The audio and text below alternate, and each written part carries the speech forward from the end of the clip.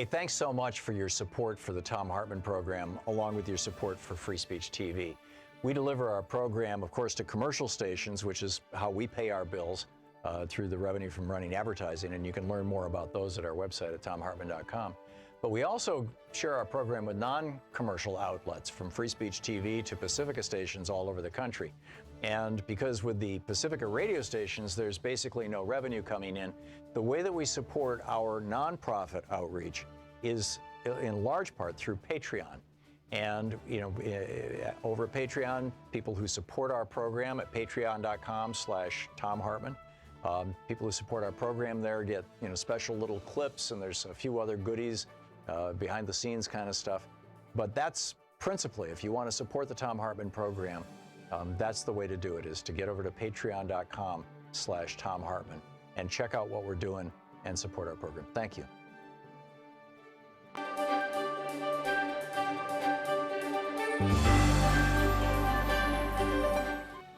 Our book today is Mortal Republic: How Rome Fell into Tyranny by Edward J. Watts.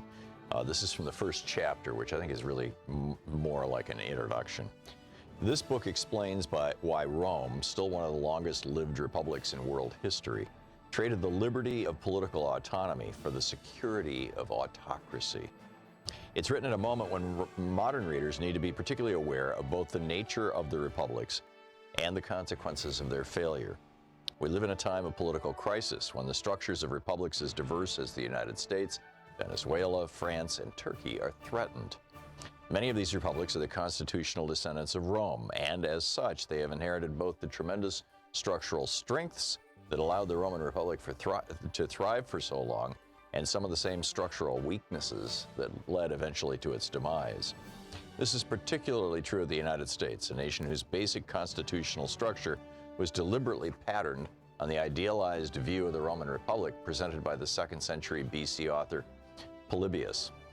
This conscious borrowing from Rome's model makes it vital for all of us to understand how Rome's republic worked, what it achieved, and why, after nearly 5 centuries, its citizens ultimately turned away from it and toward the autocracy of Augustus. No republic is eternal. It lives only as long as its citizens want it. And in both the 21st century AD and the 1st century BC, when a republic fails to work as intended, its citizens are capable of choosing the stability of autocratic rule over the chaos of a broken republic. When freedom leads to disorder and autocracy promises a functional and responsive government, even citizens of an established republic can become willing to set aside long-standing principled objections to the rule of one man and embrace its practical benefits. Rome offers a lesson about how citizens and leaders of a republic might avoid forcing their fellow citizens to make such a tortured choice. Rome shows that the basic, most important function of a republic is to create a political space that is governed by laws, fosters compromise, shares government responsibility among a group of representatives, and rewards good stewardship. Politics in such a republic should not be a zero-sum game. The politician who wins a political struggle may be honored, but one who loses should not be punished. The Roman Republic did not encourage its leaders to seek complete and total political victory. It was not designed to force one side to accept everything the other wanted. Instead, it offered tools that, like the American filibuster, served to keep the process of political negotiation going until a mutually agreeable compromise was found. This process worked very well in Rome for centuries, but it worked only because most Roman politicians accepted the laws and norms of the Roman Republic. They committed to working out their disputes in the political arena that the Republic established rather than through violence in the streets. Republican Rome succeeded in this more than perhaps any other state before or since. If the early and middle centuries of Rome's Republic show how effective this system can be, the last century of the Roman Republic reveals the tremendous dangers that result when political leaders cynically misuse these consensus-building mechanisms to obstruct a republic's functions. Like politicians in modern republics, Romans could use vetoes to block votes on laws. They could claim the presence of unfavorable religious conditions to annul votes they disliked, and they could deploy other parliamentary tools to slow down or shut down the political process if it seemed to be moving too quickly toward an outcome that they disliked. When used as intended, these tools help promote negotiations, and political compromises by preventing majorities from imposing solutions on minorities. But in Rome, as in our world, politicians could also employ such devices to prevent the republic from doing what its citizens needed. The widespread misuse of these tools offered the first signs of sickness in Rome's republic. Much more serious threats to republics appear when arguments between politicians spill out from the controlled environments of representative assemblies and degenerate into violent confrontations between ordinary people in the streets. Romans had avoided political violence for 3 centuries before a series of political murders rocked the republic in the 130s and 120s BC. Once mob violence infected Roman politics, however, the institutions of the republic quickly lost their ability to control the contexts and content of political disputes. Within a generation of the first political assassination in Rome, politicians had begun to arm their supporters and use the threat of violence to influence the votes of assemblies and the elections of magistrates. Within 2 generations, Rome fell into civil war, and 2 generations later, Augustus ruled as Roman emperor. When the Republic lost the ability to regulate the rewards given to political victors and the punishments inflicted on the losers of political conflicts, Roman politics became a zero-sum game in which the winner reaped massive rewards and the losers often paid with their lives. Above all else, the Roman Republic teaches the citizens of its modern descendants the incredible dangers that come along with condoning political obstruction and courting political violence. Roman history could not more clearly show that when citizens look away as their leaders engage in these corrosive behaviors, the Republic is in mortal danger. Unpunished political dysfunction prevents consensus and encourages violence. In Rome, it eventually led Romans to trade the Republic for the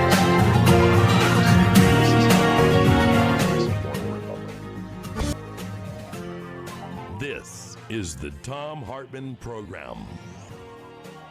Greetings, my friends, patriots, lovers of democracy, truth, and justice, believers in peace, freedom, and the American way. Wow, what a weekend. Yesterday was Veterans Day. It was it was the 100th anniversary of the end of World War I. And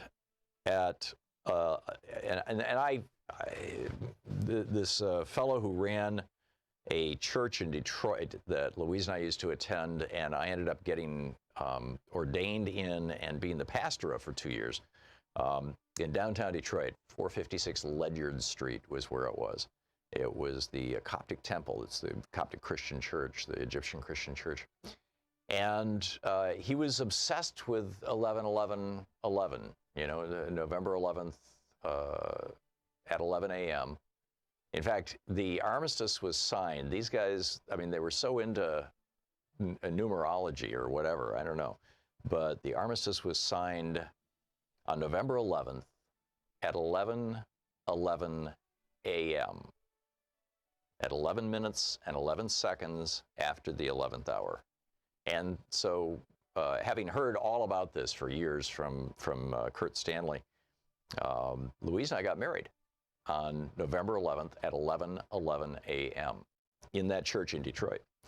And so, you know, it's a significant day for us too.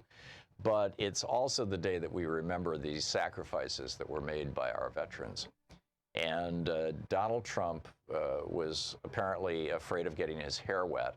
And I suppose, you know, if his entire head is actually bald the way that his daughter has described it, and everything is a giant comb over around it, you can, and it's all held in place with a half a can of hairspray, I suppose you can understand why he would be afraid of the rain. It wasn't that he was afraid that he would melt, although, you know, who knows, but that his hair would. So he didn't go out and honor 2,000 American soldiers who died in this place in France. And it appears that the only decent conversation he had with anybody while he was there was with Putin.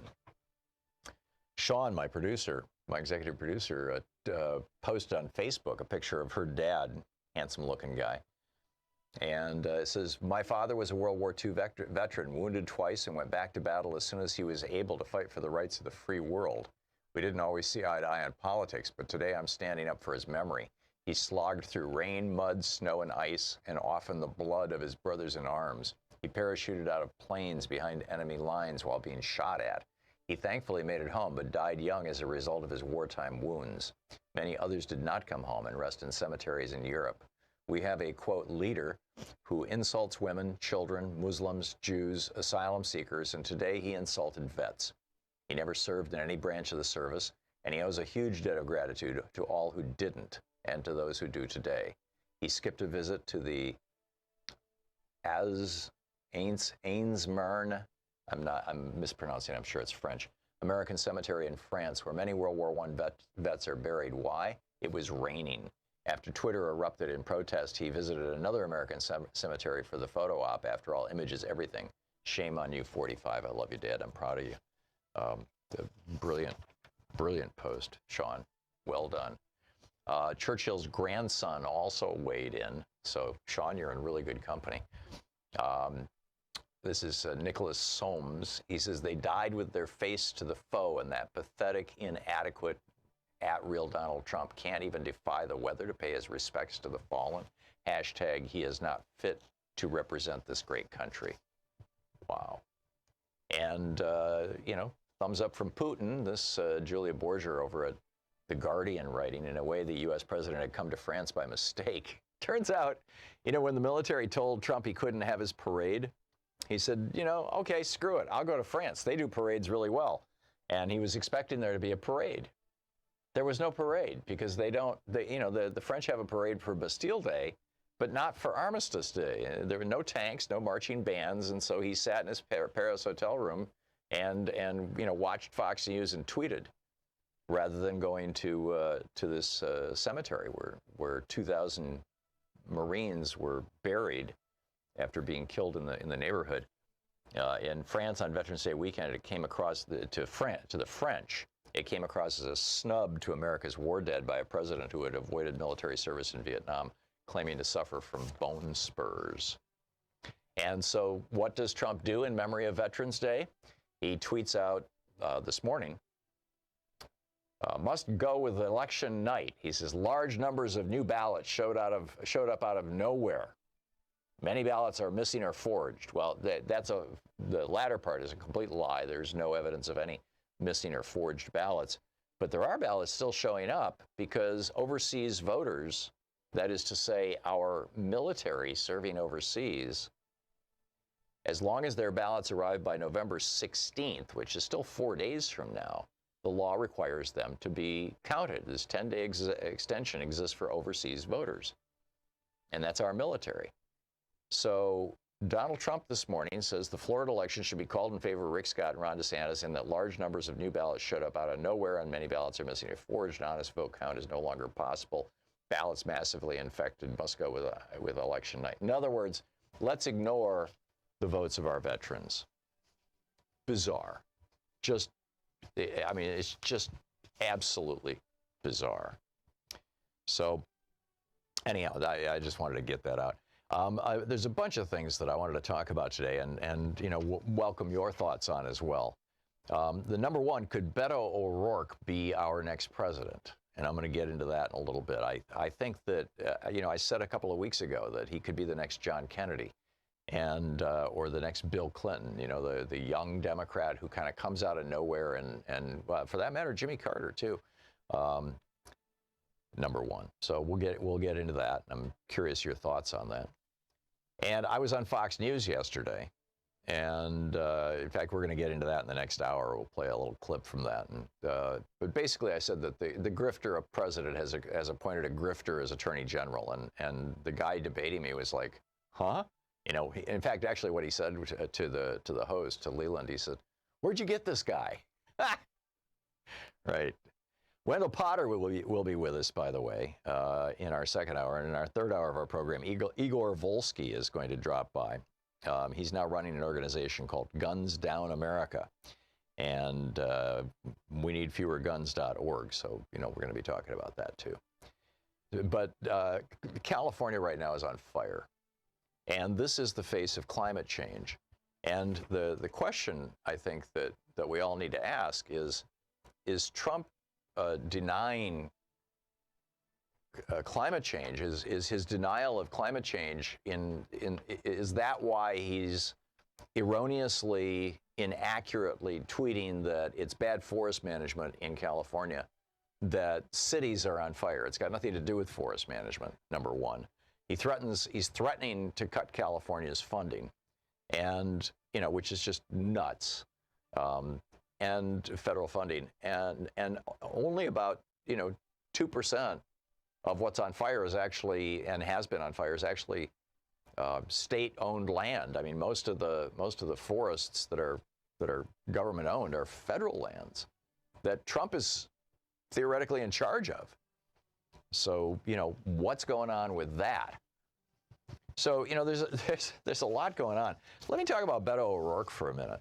And I think that this is fascinating. Over at Daily Kos, and I'm sorry I don't have the name of the person who wrote this, because when you print out a Daily Kos story, for some reason the name doesn't actually go with it.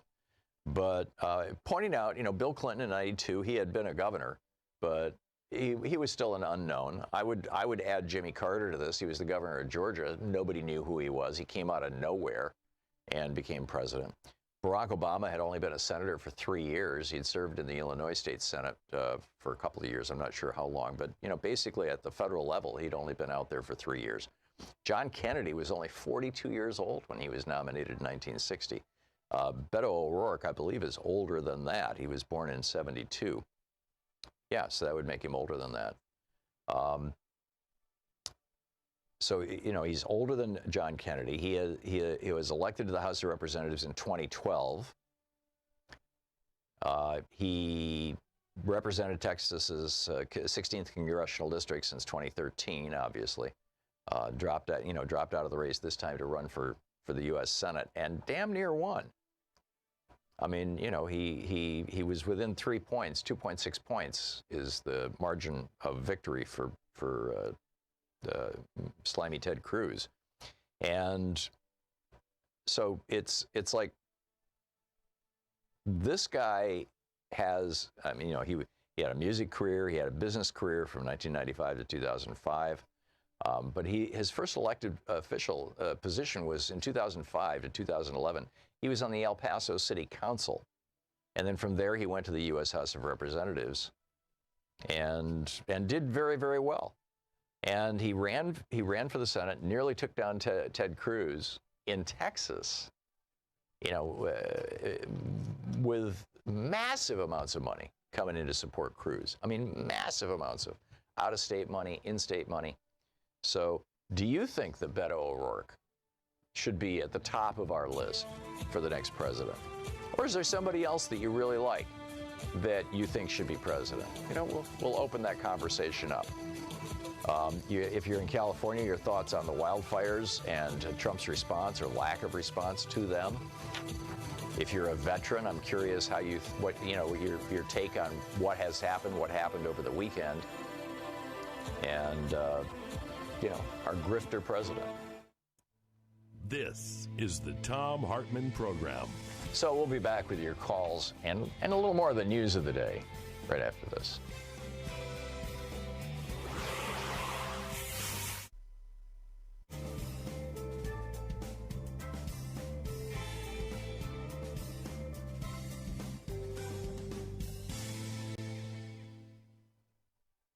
And welcome back. Heather in Seattle, listening on KBCS. Hey, Heather, what's on your mind today? Heather must have she must have hung up by accident trying to unmute her phone. That's the most common thing that happens. Let's try Mike in Lady Lake, Florida, watching us on Free Speech TV. Mike, what's on your mind? Well, first off, as far as Beto's concerned, I wouldn't have a problem. And Andrew Gillum and Stacey Abrams is a veteran. Just flabbergasted me. Anybody can be a veteran or active duty military like this guy. The thing I wanted to talk to you about and get your feelings on, and perhaps I've been gone for a while. I haven't listened to you for a while, but is that, with Trump saying I'm a nationalist, he tries to define it in his own way. I mean, I say the people in the media, MSNBC, all the other media outlets should not allow that man to get away with that, because we all know what he means by that. Certainly the nationalists and the nationalist movements, both in our own country and elsewhere, they know exactly what is meant by the term nationalist. Yeah, and the key piece to this is the quote better than part of it, right? I mean, it's like, for example, if somebody says, I am this race and that person over there is that race, that's a statement about race, but that's not racism, right? Racism is when a person says, I am this race, that person is that race, and my race or that person's race is the superior race, right? And therefore there's all, all the stuff that comes out of that. Similarly with nationalism, to say, our country is the best country for me, that's not nationalism, that's patriotism. I mean, Emmanuel Macron pointed this out, it shoved it in Donald Trump's face over the weekend. On the other hand, if you say this country is the best country in the world, that's a whole different thing. It's very much a whole different thing. And so, yeah, I'm with you. And then on top of that, I'm sorry, go ahead, Mike. Macron had a really good speech, though, about that issue. Yeah, he definitely did. But when Trump, said, I am a nationalist, and, all that kind of stuff, I mean, it's really, the white nationalists absolutely loved him. It's like they just loved it. I mean, they thought that he was talking about white nationalism. David Duke was like, yeah, love this. And, where do we go with that? I mean, it's pretty amazing. It really is. Hang on just a second here. My call screen software just crashed, and so I can't go to another. Oh, yeah, I can now. Okay, thanks a lot for the call. We only have 24 seconds. There's a couple of other things that I wanted to share with you today in terms of, what's in the news. In fact, there's a whole bunch of them. But there is, and Trudeau has said, by the way, that he has now heard, not he, but Canadian intelligence, have actually heard the tape that was provided by Turkish intelligence, the tape of Khashoggi being tortured, having his fingers amputated, and being then murdered. And it gives the lie to pretty much everything that the Saudis are saying, apparently. We haven't heard, from any government exactly what's on the tape, but Canada has explicitly said, yes, there is a tape, and we have it. We'll be back.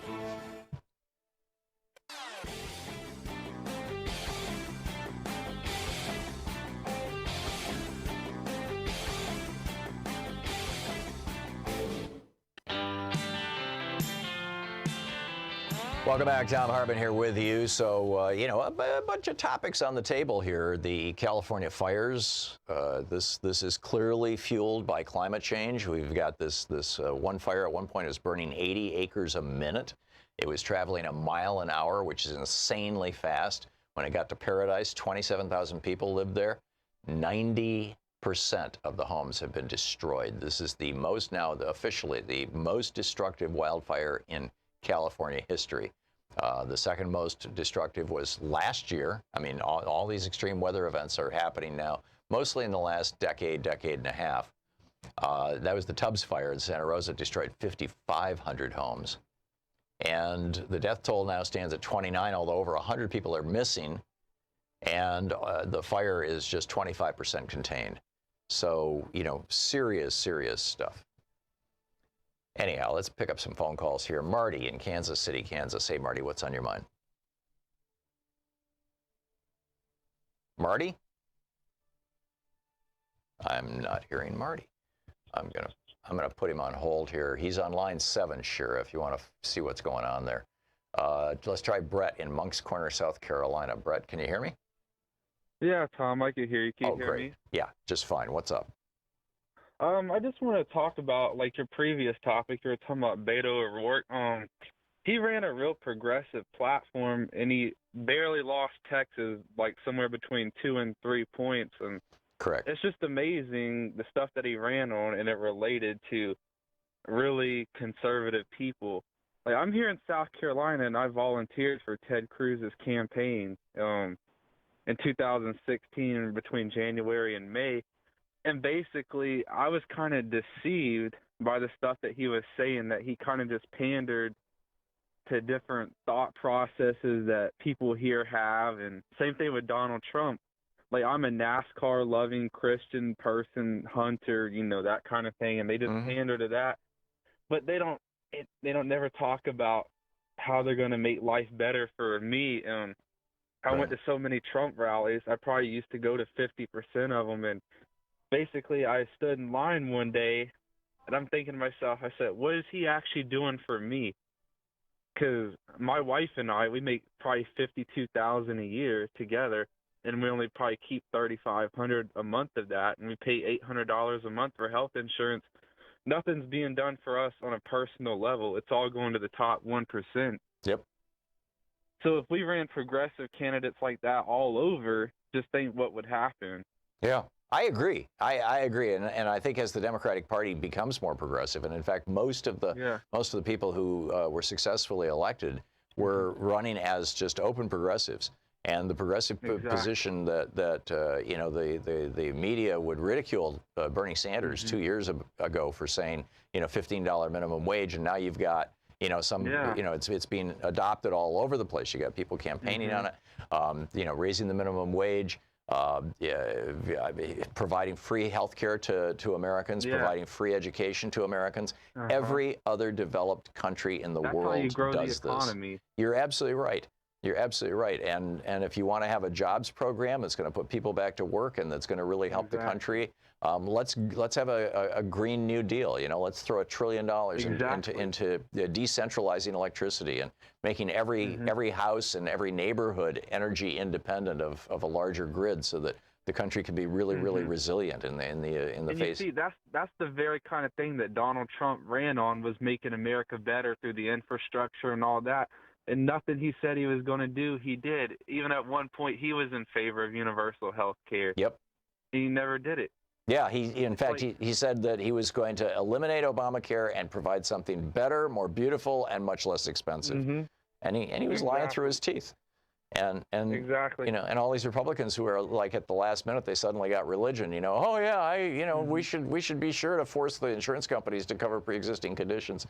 No, not so much. They're not really doing what Jesus would do. They're fake Christians. They remind me of those TV preachers that beg for money. Ted Cruz reminds me of somebody like that. That's a shill.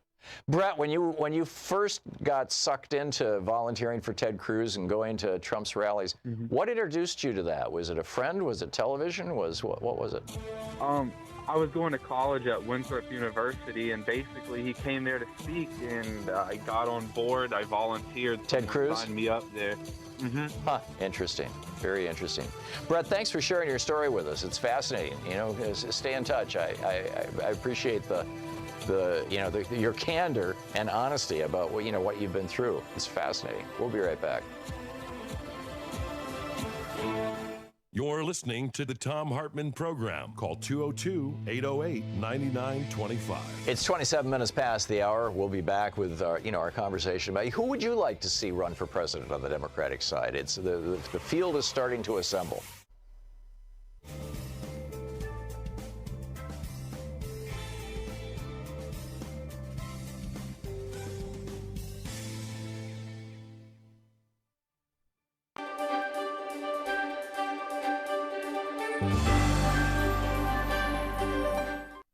Our book today is Mortal Republic, How Rome Fell into Tyranny by Edward J. Watts. This is from the first chapter, which I think is really more like an introduction. This book explains why Rome, still one of the longest-lived republics in world history, traded the liberty of political autonomy for the security of autocracy. It's written at a moment when modern readers need to be particularly aware of both the nature of the republics and the consequences of their failure. We live in a time of political crisis when the structures of republics as diverse as the United States, Venezuela, France, and Turkey are threatened. Many of these republics are the constitutional descendants of Rome, and as such, they have inherited both the tremendous structural strengths that allowed the Roman Republic to thrive for so long and some of the same structural weaknesses that led eventually to its demise. This is particularly true of the United States, a nation whose basic constitutional structure was deliberately patterned on the idealized view of the Roman Republic presented by the 2nd century BC author Polybius. This conscious borrowing from Rome's model makes it vital for all of us to understand how Rome's Republic worked, what it achieved, and why, after nearly 5 centuries, its citizens ultimately turned away from it and toward the autocracy of Augustus. No republic is eternal. It lives only as long as its citizens want it.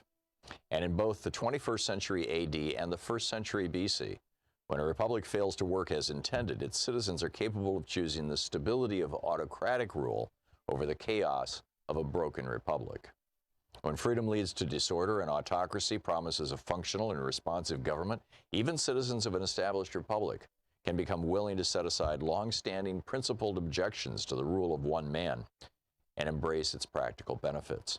Rome offers a lesson about how citizens and leaders of a republic might avoid forcing their fellow citizens to make such a tortured choice. Rome shows that the basic, most important function of a republic is to create a political space that is governed by laws, fosters compromise, shares government responsibility among a group of representatives, and rewards good stewardship. Politics in such a republic should not be a zero-sum game. The politician who wins a political struggle may be honored, but one who loses should not be punished. The Roman Republic did not encourage its leaders to seek complete and total political victory. It was not designed to force one side to accept everything the other wanted. Instead, it offered tools that, like the American filibuster, served to keep the process of political negotiation going until a mutually agreeable compromise was found. This process worked very well in Rome for centuries, but it worked only because most Roman politicians accepted the laws and norms of the Roman Republic. They committed to working out their disputes in the political arena that the Republic established rather than through violence in the streets. Republican Rome succeeded in this more than perhaps any other state before or since. If the early and middle centuries of Rome's Republic show how effective this system can be, the last century of the Roman Republic reveals the tremendous dangers that result when political leaders cynically misuse these consensus-building mechanisms to obstruct a republic's functions. Like politicians in modern republics, Romans could use vetoes to block votes on laws.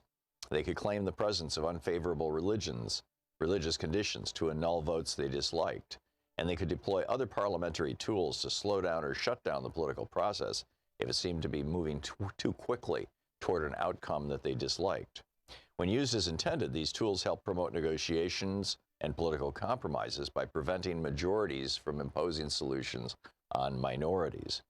But in Rome, as in our world, politicians could also employ such devices to prevent the Republic from doing what its citizens needed. The widespread misuse of these tools offered the first signs of sickness in Rome's Republic. Much more serious threats to republics appear when arguments between politicians spill out from the controlled environments of representative assemblies and degenerate into violent confrontations between ordinary people in the streets. Romans had avoided political violence for 3 centuries before a series of political murders rocked the Republic in the 130s and 120s BC. Once mob violence infected Roman politics, however, the institutions of the Republic quickly lost their ability to control the contexts and content of political disputes. Within a generation of the first political assassination in Rome, politicians had begun to arm their supporters and use the threat of violence to influence the votes of assemblies and the elections of magistrates. Within 2 generations, Rome fell into civil war, and 2 generations later, Augustus ruled as Roman emperor. When the Republic lost the ability to regulate the rewards given to political victors and the punishments inflicted on the losers of political conflicts, Roman politics became a zero-sum game in which the winner reaped massive rewards and the losers often paid with their lives. Above all else, the Roman Republic teaches the citizens of its modern descendants the incredible dangers that come along with condoning political obstruction and courting political violence. Roman history could not more clearly show that when citizens look away as their leaders engage in these corrosive behaviors, the Republic is in mortal danger. Unpunished political dysfunction prevents consensus and encourages violence. In Rome, it eventually led Romans to trade their republic for the security of an autocracy. This is how a republic dies, mortal republic. Want to connect with the show online? You can find the Thom Hartmann Program on Facebook, Twitter, and Instagram.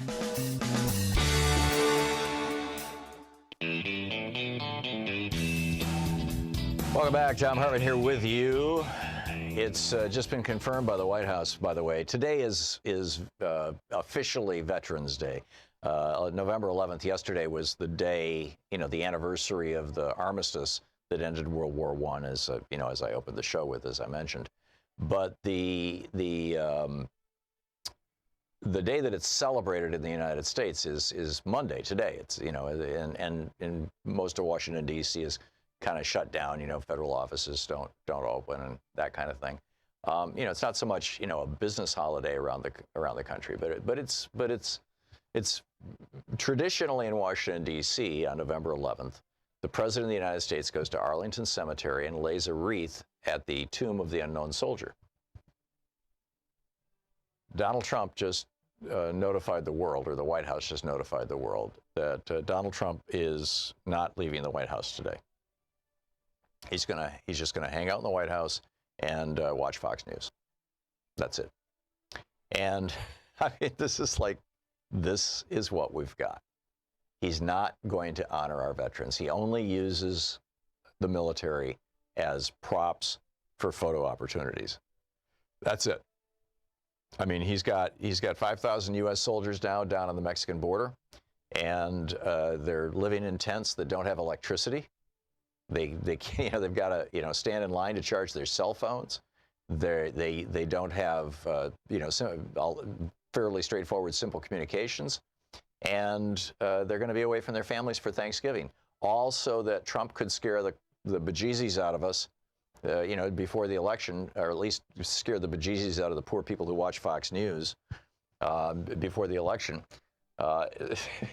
Another stunt, right? It's just, this is insane. Mike in Lomita, California, listening to KPFK. Hey, Mike, what's up? Yeah, this guy's as real as a reality TV show. Well, that's what he's running.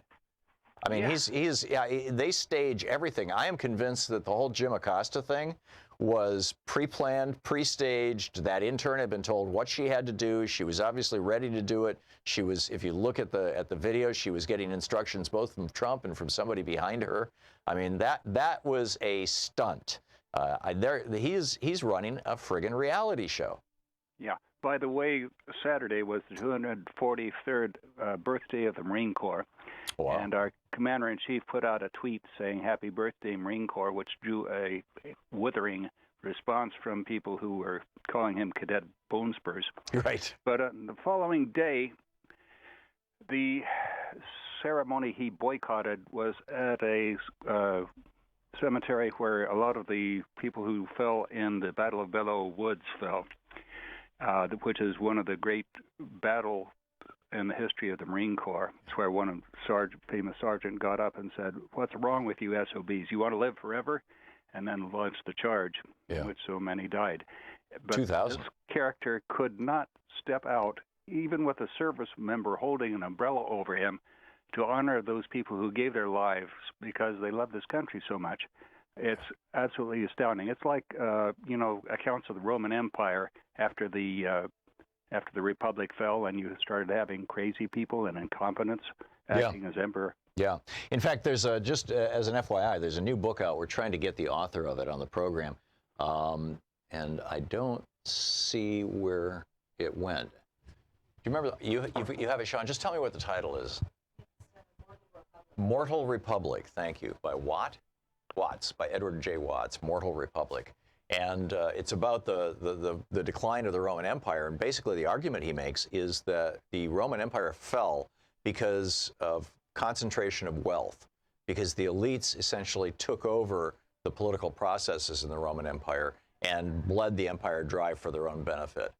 Giant tax cuts for the very rich, special military and political privileges for the very rich, and everybody else got screwed, and it killed the Roman Republic. And I think we're looking at the same thing. In fact, this historian writes in the foreword to the book, the first chapter of the book, that he thinks that we're looking at the same thing here. So, and I think I think one big factor in that, too, was the debt that came from this almost constant warfare that the Roman Empire was undergoing. Yes, which yes. impoverished the smaller cities. And here we are, with over $20 trillion in debt now. Bill Clinton handed George W. Bush a surplus budget that could have paid off the entire national debt over the next 8 years had it just maintained that level of surplus. And of course, George Bush squandered it with a giant tax cut and 2 unpaid for wars. It's nuts. Mike, thanks for the call, and thanks for listening to KPFK. Barbara in St. Paul, Minnesota. Hey, Barbara, what's on your mind today? Good morning, Tom. How are you doing in this beautiful Veterans Day? I am fine. I hope you are too. Well, I feel I fractured my ankle, but I'll get over it. Okay. It hurts Yeah. too. But that reminds me of, if I may just interrupt, since you mentioned Veterans Day, and I wanted to mention it in the last caller, and then it just kind of got away from me, is what Justin Trudeau said. He was standing there, and he had he had 2 military guys on either side holding umbrellas, and then he was holding an umbrella, and standing in the rain and talking. And then he set aside his umbrella. Obviously, this was planned. He set aside his umbrella. The 2 military guys stepped back. So here's Justin Trudeau standing in the rain.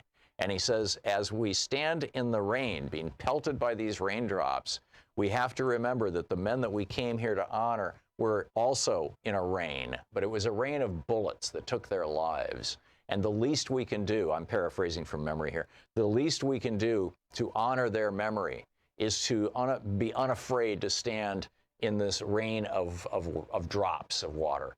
And it was such a, in my opinion, such a clear swipe at Donald Trump. I mean, it's just like the world is looking at us and going, you guys are pathetic. Anyhow, Barbara, back to you. I'm sorry.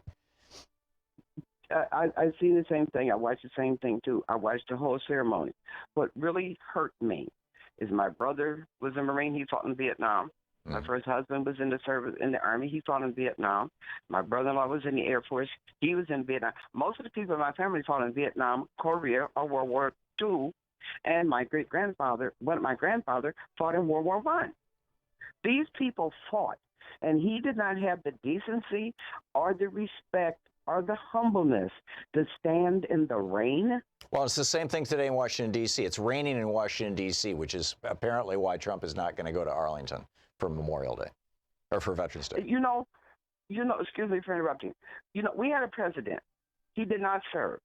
But when it came down to the veterans and the military, Barack Obama was humbled.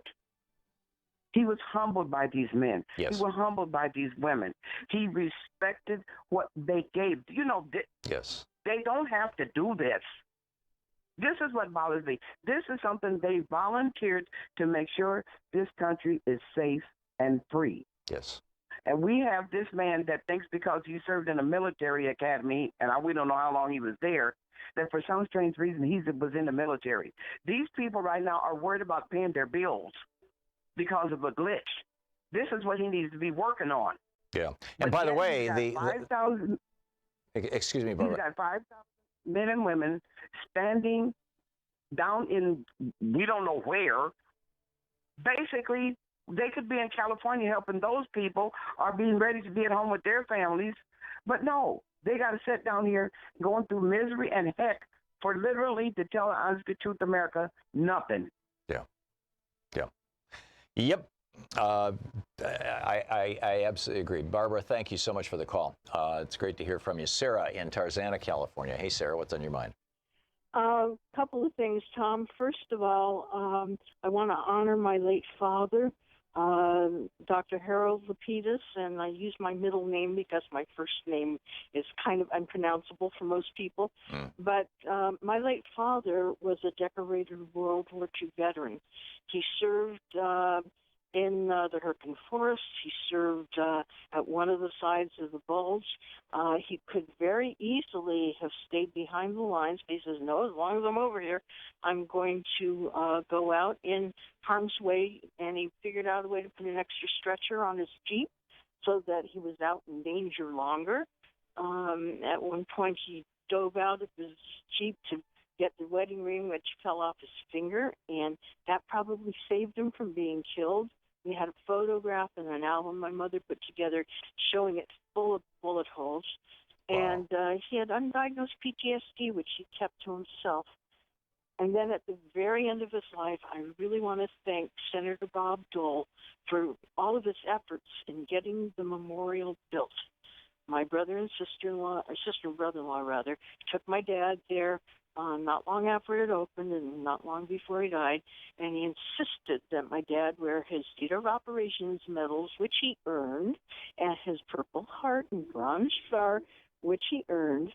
And my brother-in-law is not shrieking violent. He called he saw Senator Dole was there that day. He said, "I'd like you to meet my father."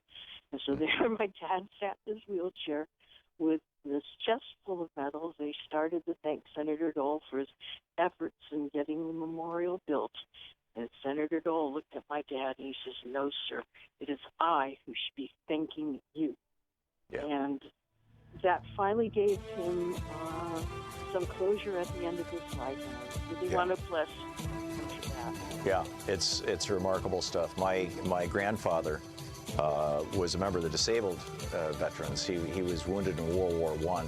My father joined during World War II, but the war had ended by the time he finished basic training, and so he was part of the occupation forces in Japan. They were both proud veterans. Sarah, thank you for the homage to your Thom father. Hartmann. Visit ThomHartmann.com for audio and video archives. It's 45 minutes past the hour. We'll be back with more of your calls and the news of the day in just a moment.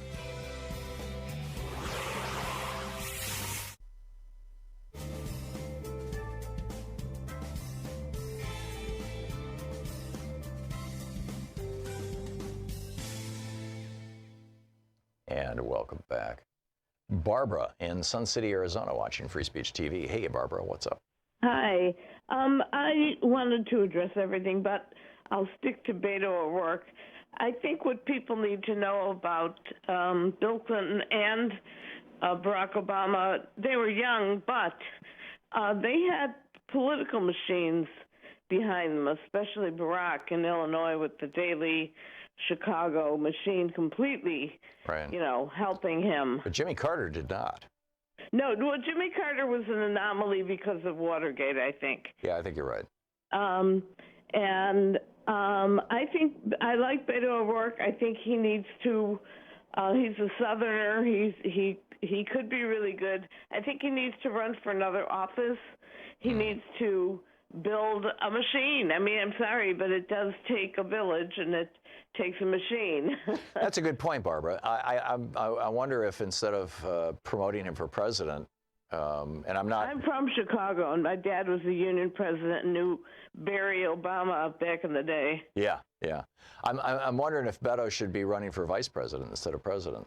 Yeah, well, I think he might be something on the ticket, but the Democrats, I like Gavin Newsom, and lived in California for a long time, and I think we need to be not looking at the shiny object and really look at the seasoned professionals, Yeah. On the other hand, I think he's good. On the other hand, what Trump tells us, I mean, the story of Trump tells us is that people are tired of politicians. I mean, that's Michael Moore's whole pitch to Tom Hanks to run for president. Say what? Hillary won, and that they cheated to get in there. Yeah. So, well, there's talk that Hillary's going to get into the race too. Apparently, some of her people over the weekend confirmed that she's planning on running for president. So, well, between her and Bernie, I think they'll X each other out at some point, and he wants to run as a spoiler. It's very confusing. I think somebody with a lot of charisma, younger, is going to overtake both of them. I think they just want to get their points of view out. Yeah, I think so too. There's also Jeff Merkley from Oregon. He's broadly underestimated, undervalued, I think. This guy has a lot of political charisma. He has built a network. He has been fundraising for other Democrats all over the country. He's behaving like somebody who wants to run for president or vice president. And so I would keep an eye on him as well. But Barbara, Beto, now you say he needs a political machine. I mean, he was a congressman from Texas for 4 years. Yeah, I know, but still, but running for governor, he assembled a substantial political machine down there that he might be able to use. Yeah, but he's got to win something. Yeah. Well, I mean, other than just the seats, and I've got a whole discussion about the gentleman here in Arizona who's wonderful, but he was the worst candidate. I can't remember. I'm getting old. Okay. The candidate for governor here, the Democrat. Yeah. I don't remember who that was either, so don't feel bad, Barbara. Barbara, thanks a lot for the call, and thanks for watching us there in Sun City. We'll be right back. And Barbara makes a great point about having a machine, having a system, having an infrastructure, essentially. But on the other hand, I think this is a very different political time than I've ever experienced in my lifetime. It's coming up on 10 minutes before the hour.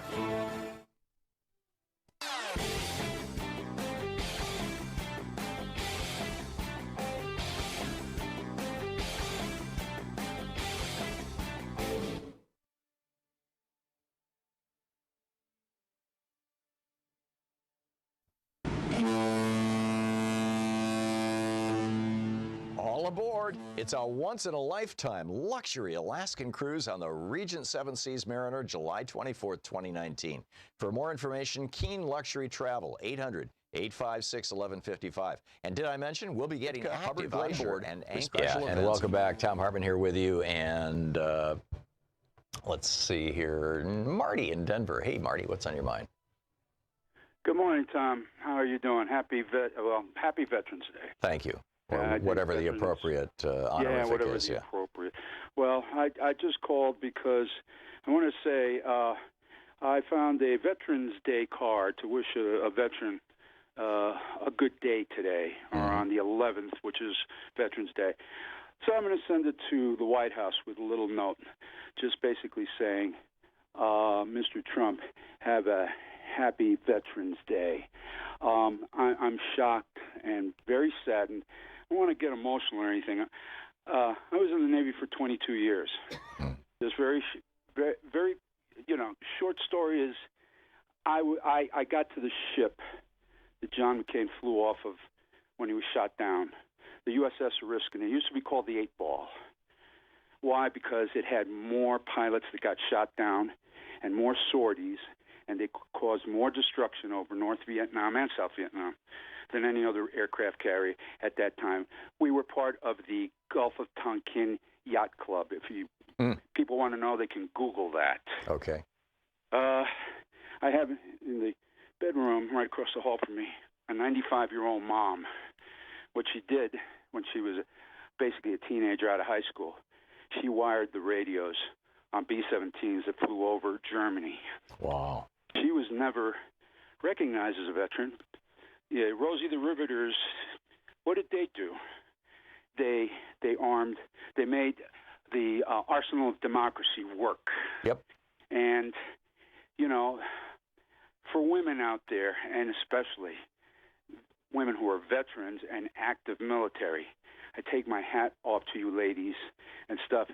As an old, gnarly, salt-bitten, senior chief of the United States Navy, I take my hat off to you on this day and every day.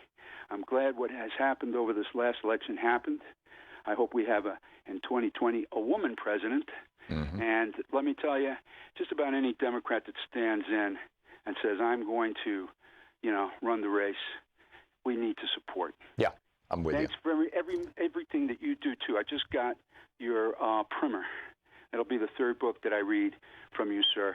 You are truly a patriot and one of the greatest minds that we have in this country. Well, thank you, Marty. Thank you for your kind words, and thank you for your service, and for that extraordinary homage to all the people who, and including the women who are not, you're correct, not recognized as veterans, but they really did help us win World War II. Marty, thank you. It's great to hear from you. Ted in Willow Springs, Illinois. Hey, Ted, what's up? Hi, Tom. First time, long time, terrific show. Call to weigh in on my opinion about Beto O'Rourke. Or Beto, I guess, is how it's supposed to be pronounced, like bet, not like bait. But anyway, Beto, yeah. Thank you. I'll remember that. I think I've been saying it wrong. But yeah, Beto.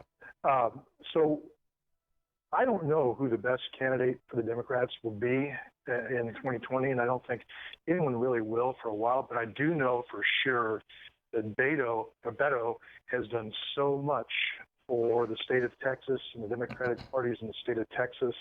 He described Texas's problem not as a red or a blue state, but as the 50th state out of 50 in terms of voter participation. And whatever we can do, I think Beto can do a better job in taking Texas to the next level, and I would love to see him continue to make a difference there. Yeah. This guy has a bright political future. There's no doubt about it. I mean, you know, he took this wild risk, giving up his congressional seat to go out, you know, to run in the Senate and take on Ted Cruz. And it damn near paid off, which it just surprised everybody. I mean, the Democratic Party hadn't originally even planned to participate in that race because they figured, you know, come on, Ted Cruz is like a money machine. He's the Koch brothers, one of their favorite people. But you know, it's just amazing what Beto has done. Ted, thanks for the call. I you know, spot on. Mike in Glen Ellen, Illinois. Hey, Mike, what's on your mind today? Hey, I just wanted to see if we could put a suggestion out to the MODIS over in the White House about using them troops combating the fires instead of sitting there on their butts. Yeah, because a lot of that land is federal land. Yes, it is. And he's already criticizing how they're, you know. He's criticizing the state, which controls about 2% of that land. Most of those forests that are government-owned forests are federal. That's Ryan Zinke's territory.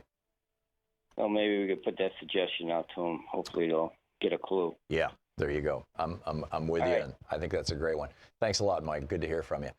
David in Denver. Hey, David, your thoughts? Yes, Tom. Hi. I'm glad to get in to your program, and I want to talk about Beto. Uh-huh. To me, he's our top candidate in the field. I don't care that he lost in Texas. That loss may be our gain nationally. I've been saying it on social media now for the past month. Mm-hmm. And he just can articulate the issues with such clarity. I thought the way he explained NFL players boycotting in that video that went viral was perfect, and I haven't heard anybody rebut that. Yep. To make it a bigger criminal justice issue, hit it right on the nail. Yeah. So and he can raise money. He's inspiring. He captured the imagination of people across the country. I like everybody else. If someone else gets it, I'm supporting them. But my choice right now would be Congressman O'Rourke. There you go.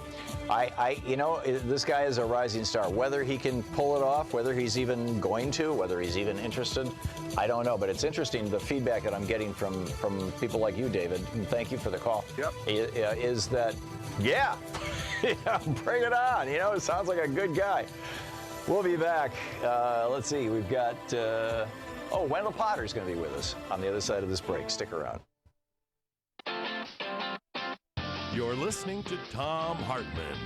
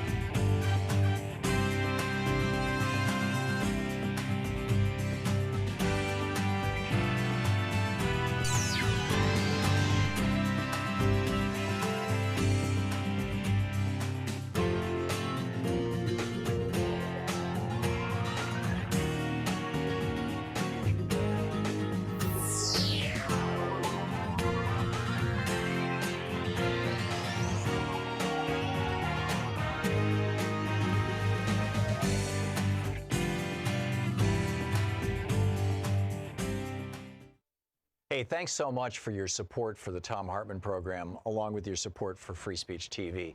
We deliver our program, of course, to commercial stations, which is how we pay our bills through the revenue from running advertising, and you can learn more about those at our website at thomhartmann.com. But we also share our program with non-commercial outlets, from Free Speech TV to Pacifica stations all over the country. And because with the Pacifica radio stations, there's basically no revenue coming in, the way that we support our nonprofit outreach is in large part through Patreon. And, you know, over at Patreon, people who support our program at patreon.com/Thom Hartmann, people who support our program there get, you know, special little clips, and there's a few other goodies, behind the scenes kind of stuff.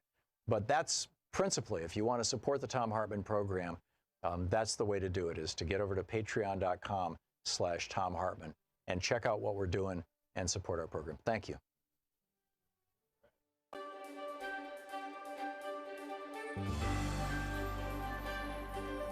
We're reading today from Warrior Is by Harley and Robin Zephyr.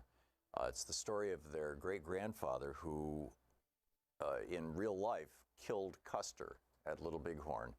And in fact, there's a map of the war, as it were, the battle. And they say that he is now the spirit keeper of Custer, which is remarkable.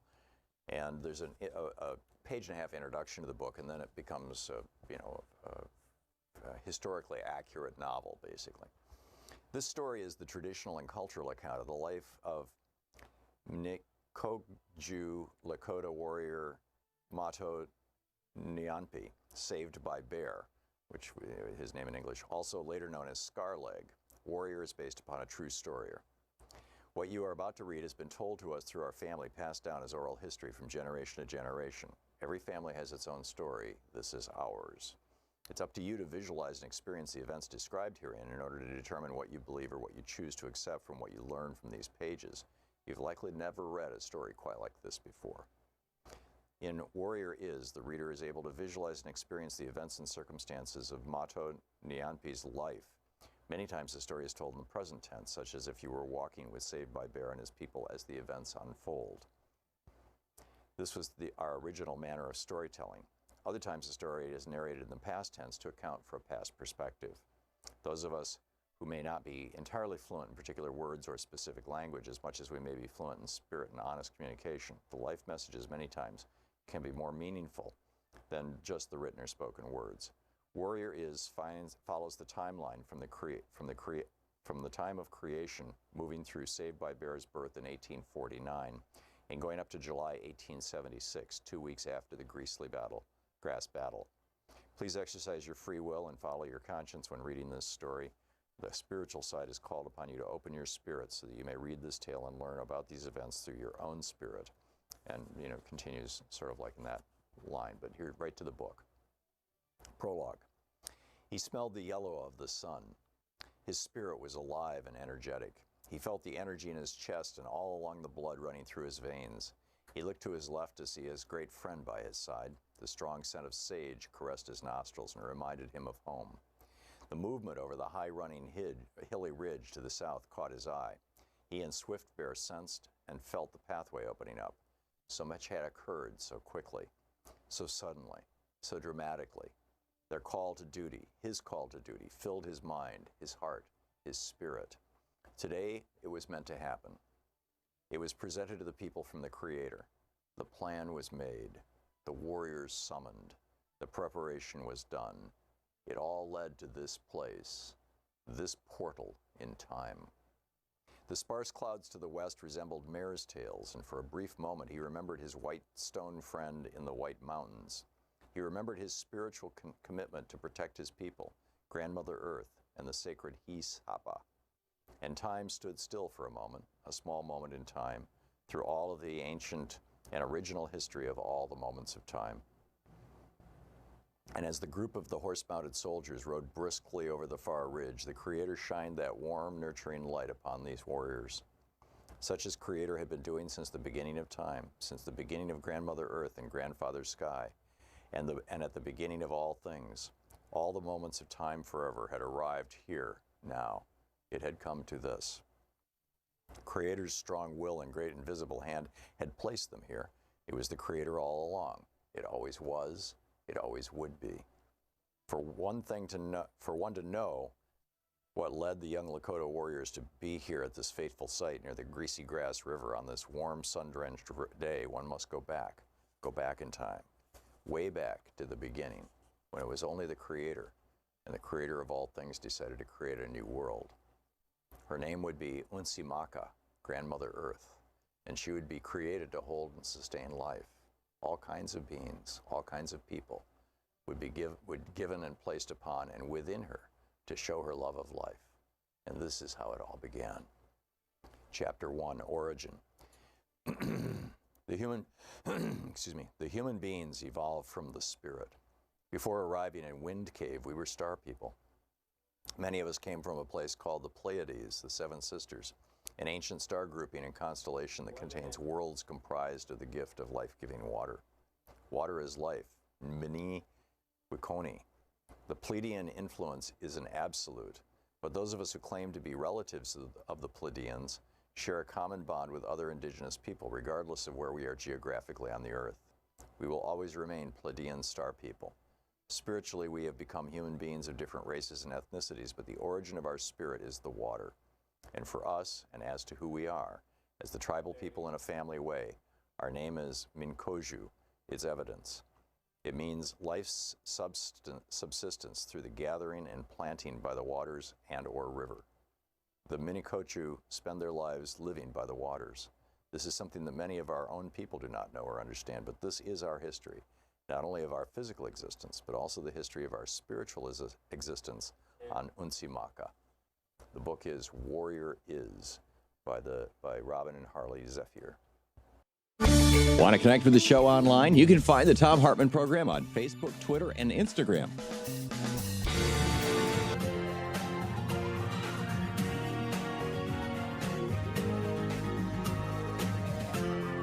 This is the Thom Hartmann Program.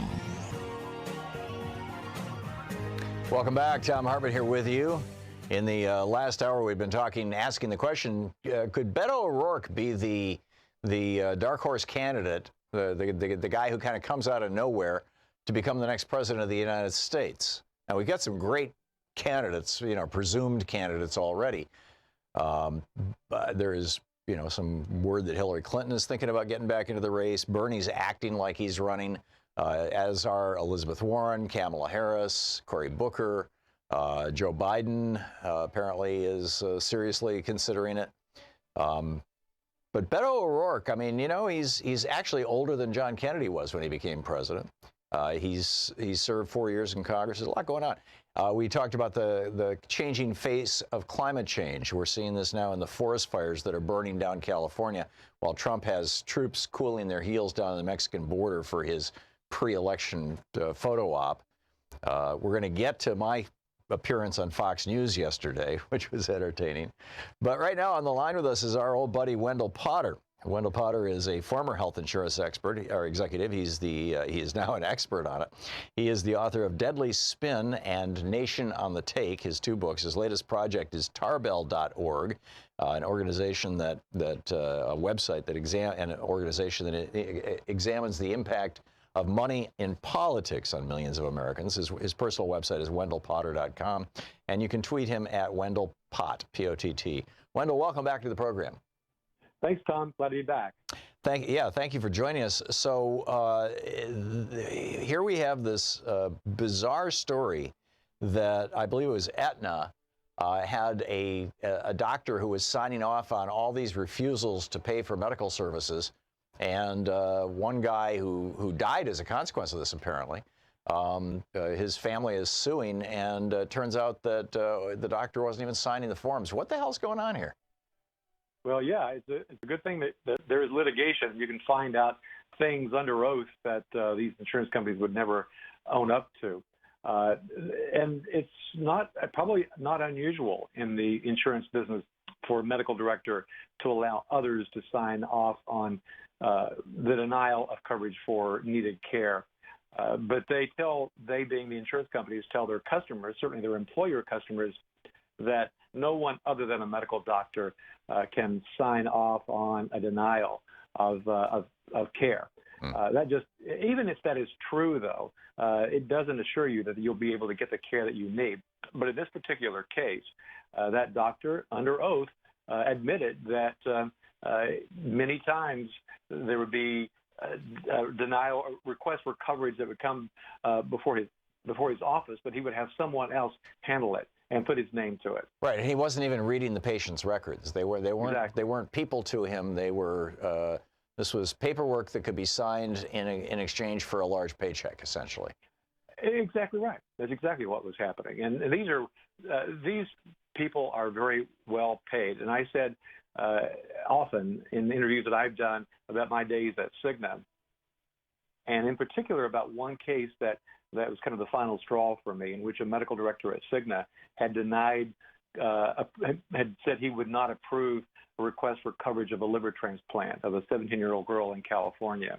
And he was 2,500 miles away and had never obviously laid eyes on Natalie Sarkeesian, but he just felt that based on some papers that he had seen, he didn't think it was medically appropriate. And unfortunately, Natalie died a few days later.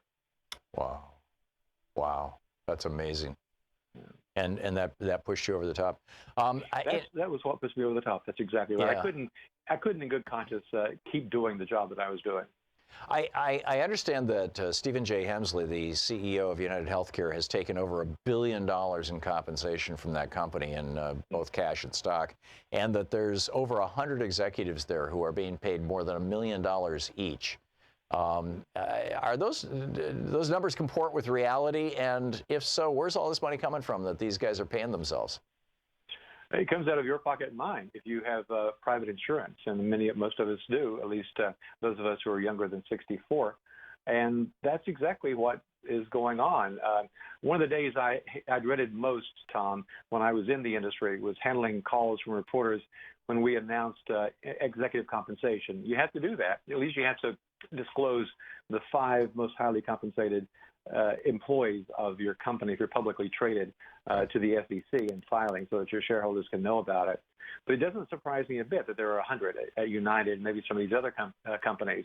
And it's not just the executives you probably have heard about and know about, and the ones that are in the C-suite, like the chief financial officer or the chief medical officer or technology officer. Often people who are in sales and marketing at these companies are among the most highly compensated employees in an insurance company. Yeah, I know that for a fact. Because they're making it happen. They're out there. I mean, they're bringing the money in. Yeah, right. I get that. And then the other people just keep the money by way of denying right. coverage to people. Right. I saw an article a couple of days ago and then immediately the next day I saw an ad on TV that I think was for United Healthcare, but the story was that Medicare Advantage, which is privatized Medicare, and the Medicare Advantage now is able to not only offer dental and vision, which is not part of normal Medicare, but also will support now in-home services. You know, having somebody come in and install a bar in your bathtub so that you can get in and out of the bathtub without falling. Having a home health care nurse provide long-term treatment in homes. It seems like a great thing. I mean, these should be part of regular Medicare. Right. How do the insurance companies offer more than Medicare does for basically, roughly the same price? I mean, this is a very large part of the profits of United Healthcare and at the AARP.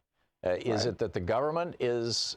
Are we double paying? If somebody has Medicare Advantage, they're paying a premium to the health insurance company, and they're getting benefits from the health insurance company. But is Medicare also compensating the health insurance company? No, absolutely. In fact, it's been shown many times over the years that the federal government, through the Medicare program, because the Medicare Advantage program exists, that it is overpaying these private insurance companies a lot of money to participate in this program. It started largely during the Bush administration, the George W. Bush administration, as one of the efforts of trying to privatize the Medicare program. And over time, it's largely been working because you've got about a third of Medicare enrollees now enrolled in these kinds of plans. The companies advertise, I mentioned earlier, marketing, but they spend enormous sums of money trying to get seniors who are Medicare eligible to sign up for their Medicare Advantage plans. If you're older, if you're Medicare eligible, undoubtedly you're getting a lot of pieces in the mail from insurance companies, and you're seeing it on TV, and that's what's happening. They have become cash cows because of these overpayments and because of other things that these companies are doing that they don't tell you about. For one thing, a lot of these health plans have what's referred to as narrow or skinny networks. And oftentimes you might go to a doctor and your doctor is not in that network. You don't know about it. Or you might get sick when you're traveling and you won't get any coverage because you're in one of these plans. So there are some really big downsides to these plans, but you don't see that in your advertising material. Right. So if you have a Medicare Advantage program and you actually get sick, you might end up getting really badly screwed by the insurance company because Medicare Advantage is not Medicare; it's private health insurance. Absolutely. And in fact, there's been a trend for some time for people who are in Medicare Advantage plans when they get really, really sick, and especially toward the end of their lives, the care is just being they're not getting access to the care that they need. So many of them switch back to traditional Medicare, which of course is what the Medicare Advantage companies like because they're no longer having to pay for the care the traditional Medicare program is at that stage of their lives. Yeah. This is all just amazing stuff. You're doing great work, Wendell, and I hope Tarbell is going well. Tarbell's going well, and Tom, I just started the Potter Report, a podcast, so hope everyone will check out the Potter Report. Okay, cool. Check out in your local podcast supplier, right? You know, iTunes and all that kind of stuff. Spotify, everybody. Yep. Absolutely. Okay, the Potter Report. You got it. And WendellPotter.com and Tarbell.org. Thanks so much, Wendell. Thank you, Tom. And Wendell's books, Deadly Spin and Nation on the Take. This is the Thom Hartmann Program. We'll be back with more of the news of the day and your calls right after this.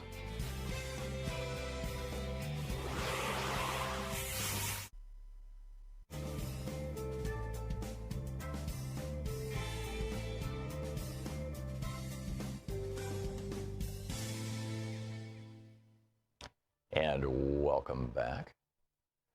John in Minneapolis. Hey, John, what's on your mind today?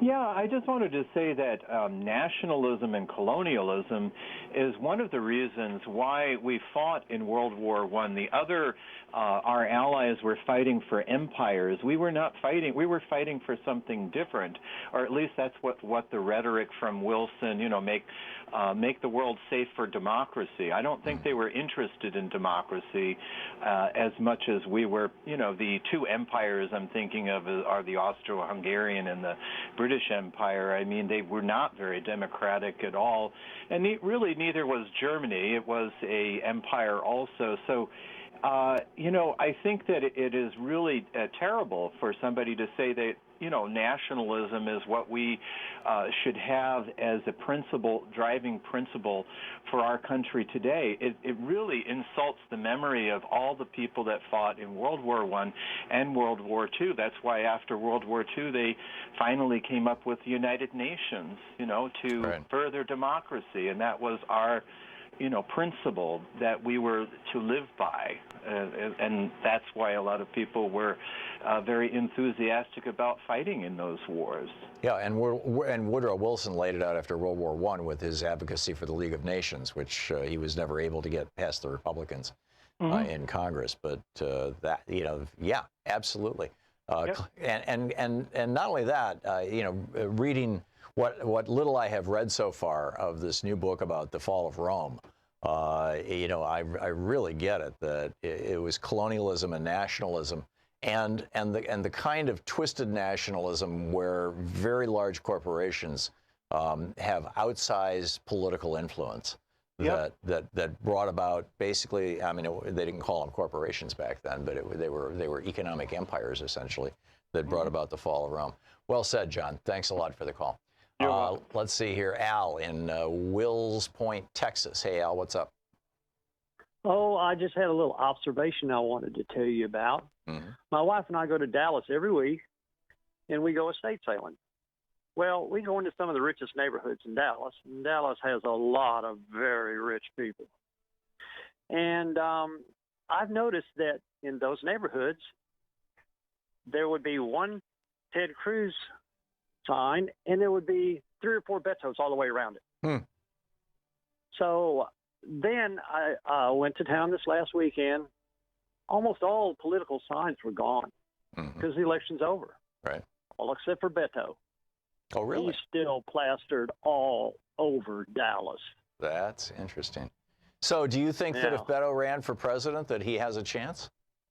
Oh, I think he has a very good chance because I'm here in Texas. I listened to what people were saying, and they loved it. Yeah. They absolutely loved it. What do you think was the reason why he didn't defeat Ted Cruz? The rural areas, because I live in the rural area. Mm-hmm. If it hadn't been for the rural areas, Cruz wouldn't have had a chance. So it was just basically blind loyalty to Trump, or they get all their news from Fox News and right-wing hate radio, Blind or what? loyalty to Trump and the Republicans. Yeah, yeah, remarkable stuff. Al, thanks a lot for the call and the reality check from Texas. I appreciate it. We'll be right back. It's coming up on 20 minutes past the hour. Stick around.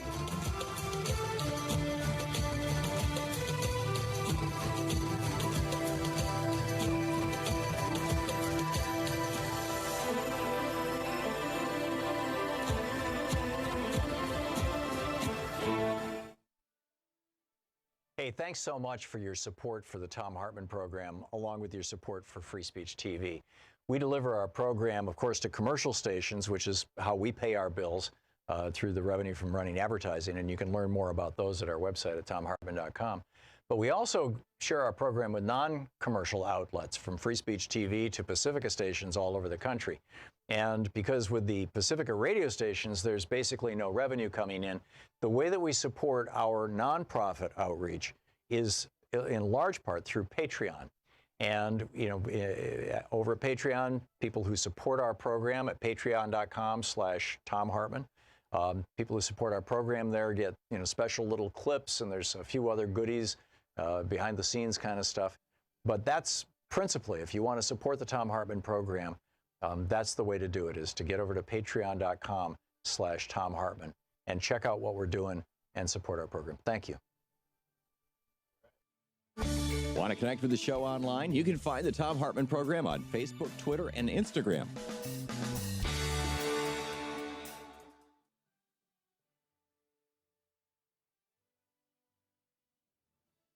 With you, and just there's so much in the news. You know, Donald Trump refusing to go out and get his hair wet. Today, he won't get his hair wet, honoring U.S. soldiers at Arlington on you know, the day after. Well, it's the day that we officially honor or celebrate. Or celebrate's the wrong word. Honor. In fact, that was the word that Trump used about Europe. Commemorate the sacrifice of our veterans. And in particular the veterans who died in war.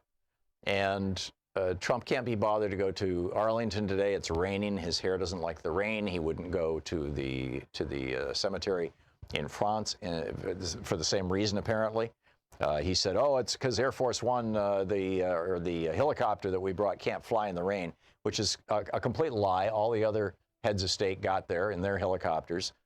He was only an hour away by motorcade. He could have driven there.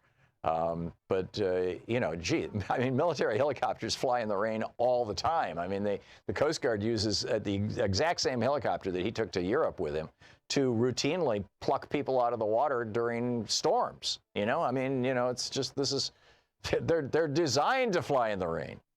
But Donald Trump's hair is not, apparently, which is really pretty pathetic. I mean, you know, it's like more than pretty pathetic. It's just astonishingly pathetic. So we've been talking about Beto O'Rourke. I'm curious also, you know, if not Beto, who do you see, you know, as the candidate? You know, it looks like I'm hearing that Hillary Clinton is going to jump back into the race. I'm hearing it sure looks to me like Bernie is going to do that. Kirsten Gillibrand has said that she's taking a serious look at this. Cory Booker, Kamala Harris, Elizabeth Warren have all, you know, done everything except, you know, print out bumper stickers. So, you know, it sure looks to me like something's happening here. Meanwhile, Donald Trump is saying that he doesn't want the vote of overseas military counted down in Florida. Could that be because he knows that the military is turning against him, that they're on to the fact that he's using them as props? I mean, look at what's happening down in Texas with these people who are going to be deprived, these U.S. soldiers who are going to be deprived of an opportunity to have Thanksgiving next week with their families. So that Donald Trump could have a photo op. I mean, it's bizarre.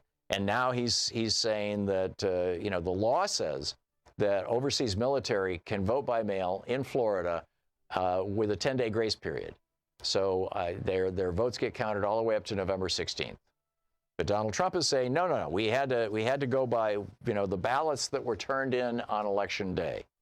That's not what the law says. But Trump is saying, he's tweeting about this, that Florida should not be counting their overseas military vote.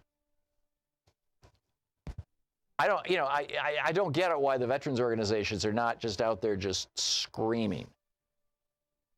And apparently it was a complete mistake that Trump even went to France, because he organized this trip to France right the day after the U.S. military said, no, we're not going to have a military parade in Washington, D.C. The streets aren't built to take it. We can't run tanks down Pennsylvania Avenue. Sorry. You know, right past the Trump Hotel. Ain't going to happen. So he said, okay, screw that. I'm going to go to France. They have, you know, because he was there for Bastille Day, and he was like, whoa, look at this, you know. This is a parade. And so he said, all right, if I can't have my parade on Veterans Day in the United States, which is what he wanted it to be yesterday in D.C., he said, if I can't have my parade, then I'm going to go to France, and I'm going to watch their parade. Not knowing that the French don't have a parade on Veterans Day, or Armistice Day is what they call it. They just do the parade for Bastille Day. And, you know, nobody told Trump, apparently. And when he got there, and that's probably the source of all his sour looks. I mean, the few things he did participate in over the weekend in France were you know, his face looked like he was just in pain. I mean, well, he was angry. And I think he was angry as like, you know, where the hell's the parade? You know, I was supposed to have a parade here. I want my parade. Come on, where is it? Meanwhile, Adam Schiff is tweeting. Adam Schiff, who's going to be the head of the Intelligence Committee in January when the Democrats are sworn in. He says, if Whitaker, this is the guy I was debating about on Fox News yesterday, right? The question was, you know, Matt Whitaker, you know, what do we say about it? And I said, number one, our grifter-in-chief, our president grifter-in-chief, has appointed a grifter to run the Justice Department. The guy's being investigated by the FBI for defrauding veterans of their life savings with this phony baloney patent company. The FBI is investigating him, so Donald Trump puts him in charge of the FBI. And by the way, the Constitution requires that the senior officers of the United States all have to have Senate confirmation. This guy has not been confirmed for this position. Now, the Republicans are saying, and they tried to say this to me on Fox News, but he was confirmed back when he was a U.S. attorney. Well, so was Jeff Sessions. Jeff Sessions was confirmed as a U.S. attorney back, you know, a couple decades ago when he was a U.S. attorney before he became a senator. But he still had to be reconfirmed as Attorney General because that's the most senior officer of the United States, and it's explicitly what Article 2 of the Constitution says. And the Constitution is more important. It trumps the 1993 Reform Act. You're listening to the Thom Hartmann Program. Call 202-808-9925. So you can't pass a law that undoes the Constitution. But Fox, boy, they really had their talking point, and they really believed it. I think I blew it up, but there it was.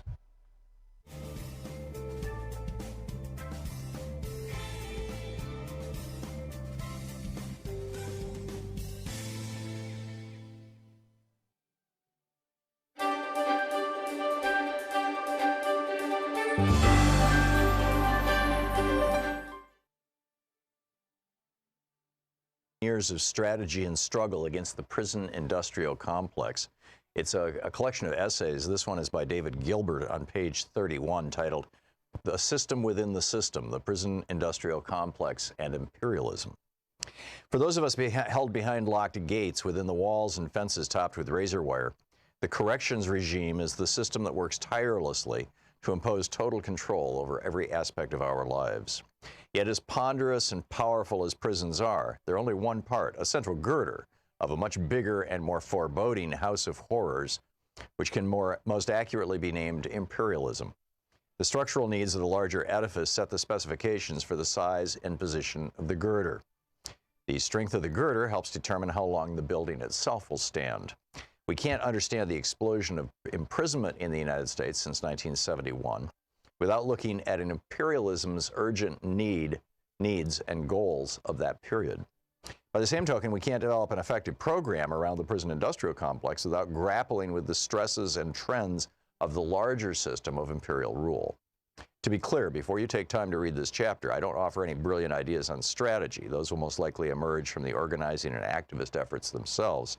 However, some of the concerns discussed may raise questions that go into forming strategy. I definitely look forward to learning from the dialogues that this generates on these issues. Imperialism may sound like the kind of rhetoric we want to avoid, but it's one word that needs to be rescued as the best way to name the system that rules over us. The basis of imperialism is the relentless quest for profits around the globe. Its most striking characteristic is the colossal and grotesque polarization of wealth. That polarization happens between nations, between the rich countries of the North and the impoverished ones of the global South, the impoverished countries of Africa, Latin America, and parts of Asia, and at the same time within each country based on class, race, and gender. The poles of dazzling wealth and abject poverty are intimately linked, as the former results from the ruthless plunder of the latter.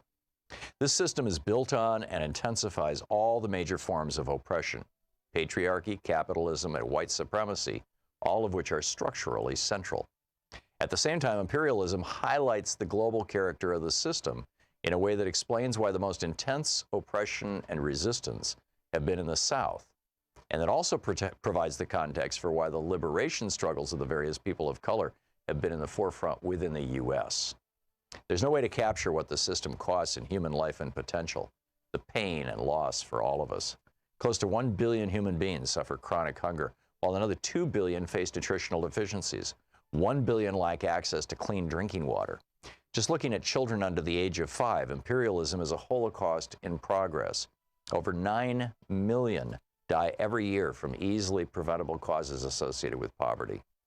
The price for future generations may be even more severe as the rapaciousness of this global frenzy for profits threatens the very ecological basis for sustaining human life on any scale on our planet. Since most people won't accept living in squalor amid plenty, imperialism entails both the most sophisticated and the most brutal forms of social control. Its most salient feature is war after war after war, mainly against the peoples of the South. The domestic front line of such repression is a truly violent and harmful prison industrial complex. Today, 2,300,000 people are held behind bars, about 7 times the number in 1971. That explosion was unprecedented, coming after a 70-year period when the rates of imprisonment had remained more or less constant. This dramatic change did not result from some sudden skyrocketing of criminal activity, but rather from a radical expansion of what was designated as a crime and a draconian increase in the punishments for those crimes. Such extreme measures were driven by considerations way beyond criminal justice and often at cross purposes to the proclaimed goal of public safety. These destructive changes were born from crisis, one much more severe and protracted than the periodic ups and downs of the business cycles that occur over a roughly 10-year period, but rather a situation that threatened the very survival of the system. Such structural crises occur because capitalism is by its nature unstable. The economy is vast and complicated, but the major decisions are made by a tiny corporate and financial elite, with each thinking only of his own profits.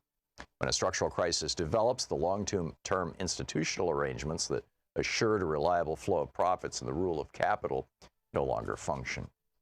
One dramatic example was the Great Depression of the 1930s, followed by World War II. At the end of that period, a new set of international institutions, such as the International Monetary Fund and the World Bank, were created.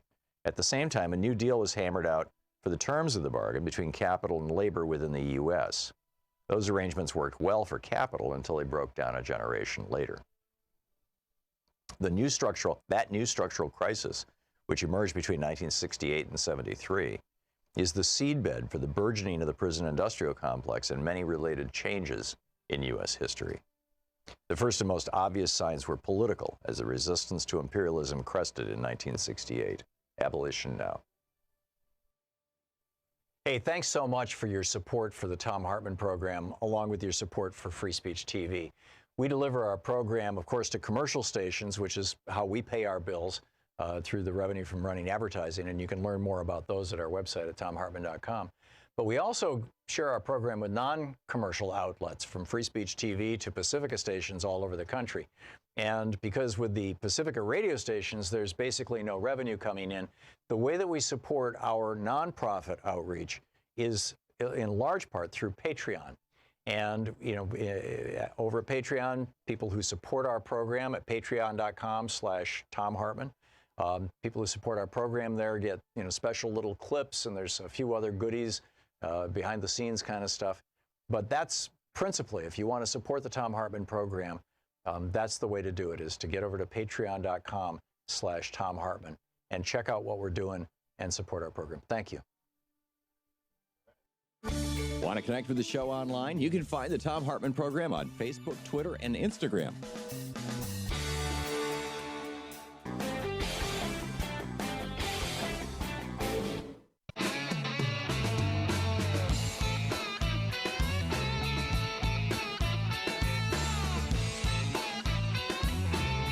Welcome back. Thom Hartmann here with you. And boy, there's so much going on, and it is just this extraordinary moment in history that we're living through on so many different levels. Doug in Washington, D.C. Hey, Doug, what's up? Hey, how you doing, Tom? Good to talk with you again. Thank you. Yeah. So anyway, I just came back from Richmond, Virginia, and covered the Abigail Spanberger and Dave Bratt election, and I took away a few insights from that I thought I'd share with you and your listeners. Go for it. Well, one thing I think that Abigail Spanberger realized is that while Trump is a very tempting target, there's so many reasons to be shocked by him in so many ways.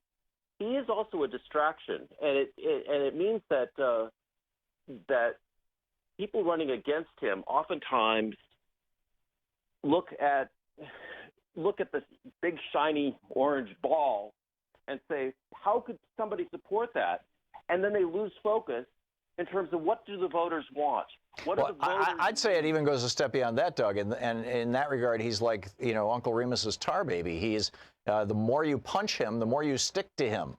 And, you know, or like the old joke, and actually it was quoted by, I think it was Andrew Gillum, said that he's not going to get in the mud with Trump. He said, you know, it's like wrestling with a pig.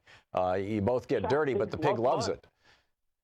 Yeah, that's exactly right. And, you know, Trump, I mean, a basic premise of Trump is he's understood from early on reality television, and before you could even say with Roy Cohn, that conflict creates story, creates dialogue. And so he loves conflict. I mean, I agree with you. I think he absolutely had set up Jim Acosta way before. I think he knew he was going to do that. Yep. Knowing that that kind of conflict would attract attention. Yep, I agree. So, I mean, I'm worried, for instance, about perhaps the rumors that Hillary might run again, because I feel that you know, she got too tempted. I understand that, because she was so disgusted by him and just went on about him. And I feel that the thing that really let Abigail Spanberger narrowly win in a traditionally red district was that she just didn't play that game. Right. She relentlessly stuck to the issues, which is the same thing that Beto O'Rourke did in Texas. Exactly. That's exactly right. I mean, and frankly, I remember interviewing Claire McCaskill. She also had said that it's too bad that she lost in Missouri, but I mean, it was bound. The Democrats were bound to lose a few races here and there. Well, I don't think it was that. I think that if Claire McCaskill had suddenly become a progressive, if she had said, I'm not going to take corporate PAC money anymore, I'm going to support Medicare for all, I'm going to support a $15 minimum wage, I'm going to support rapid and aggressive movements on climate change, and I'm not going to take any more money from the fossil fuel industry. I think if she had done that, she would have won. And I think that's true of Heidi Heitkamp as well. But they both continued to campaign as basically Bill Clinton Democrats. I can't disagree with you, but again, it's speculation. I do think that what it does say is that people have to be brave. They also have to be relentless. I mean, one thing about Abigail Spanberger was that she had her family. I mean, when I interviewed her father and her mother were going out and canvassing door to door. So were her neighbors, and it was a hands-on election. Now, I went and tried to interview Dave Bratt. I got kicked out of his campaign headquarters twice. Wow. They said, no, we are not meeting with media. Are you a credentialed reporter, Doug? Of course. I was with whom? My congressional credentials. If you don't mind my asking, what news agency do you work with? Talk Media News. You're Doug with Talk. Okay. Yeah. Yeah. Yeah. That's amazing. So, I mean, so I actually had a tape recorder on as I was getting kicked out, and I used that for my On the Hill report, right, saying, of them kicking me out. And because that was the news, is that they would not talk to press, and because Dave Bratt, just as a Tea Party baby, thought that he just had a shoe in on this. And the funny thing is, too, is Dave Bratt's loss also bespeaks ominous tones to the Republican Party, because the Republican Party kind of followed Dave Bratt down this rabbit hole of going against Obamacare, and because Dave Bratt had won on that and beat Eric Cantor. Now, the funny thing is that I asked Jim Gilmore day before the election about Republican chances, because I couldn't speak with Dave Bratt, and he said he went on and on about supporting Obamacare, and I said, well, isn't it true that Republicans are run on fiscal responsibility, and so you're saying that you're going to support pre-existing conditions, but you're not going to support a mandate in order to keep costs down. And then he said, you know what, I've had enough of this conversation. He hung up on me. Yeah, not going to debate with you. It's fascinating stuff. Doug, I need to move along, but thank you for the report, and thanks for sharing that with us. And I think that your analysis of what helps Democrats win is absolutely spot on. Fred in Los Angeles. Hey, Fred, what's on your mind today? Well, I had predicted that Hillary might try again, but if she does, she'll go down in history as another William Jennings Bryan, but in her case, it'll be on a cross of feminism. Yeah, could be. I mean, I just don't know. I don't know how she'll be responded. How the electorate will react if she. I mean, she got 3 million more votes than Donald Trump. She rightly should have been president of the United States. Yeah, but she's just not liked. Well, by some. I mean, there's other people who absolutely love her, particularly the women who are supporting her campaign. So yeah, but you have to have enough people. Yeah, I know. But you could say the same thing is true of pretty much all of the other candidates. I mean, everybody's got some downside to what they're doing. But it says here you said that Ojeda has fire in his belly. Who's that? Yes, Richard Ojeda. Ojeda, O-J-E-D-A. O-J-E-D-A. So he's anglicized his pronunciation. Yeah, he ran for Congress for West Virginia, and came about as close as Beto O'Rourke did, but he had a lot more fire in his belly. He was a lot stronger with regards to being a politician. Huh. The problem with Beto, I saw their first debate in its entirety. He came off to me as pardon the expression, a Beto male. He wasn't strong enough against, and he could have been. It certainly was easy enough. But he didn't debate, I can't think of his name now. Ted Cruz? He didn't debate Cruz the way he should have been.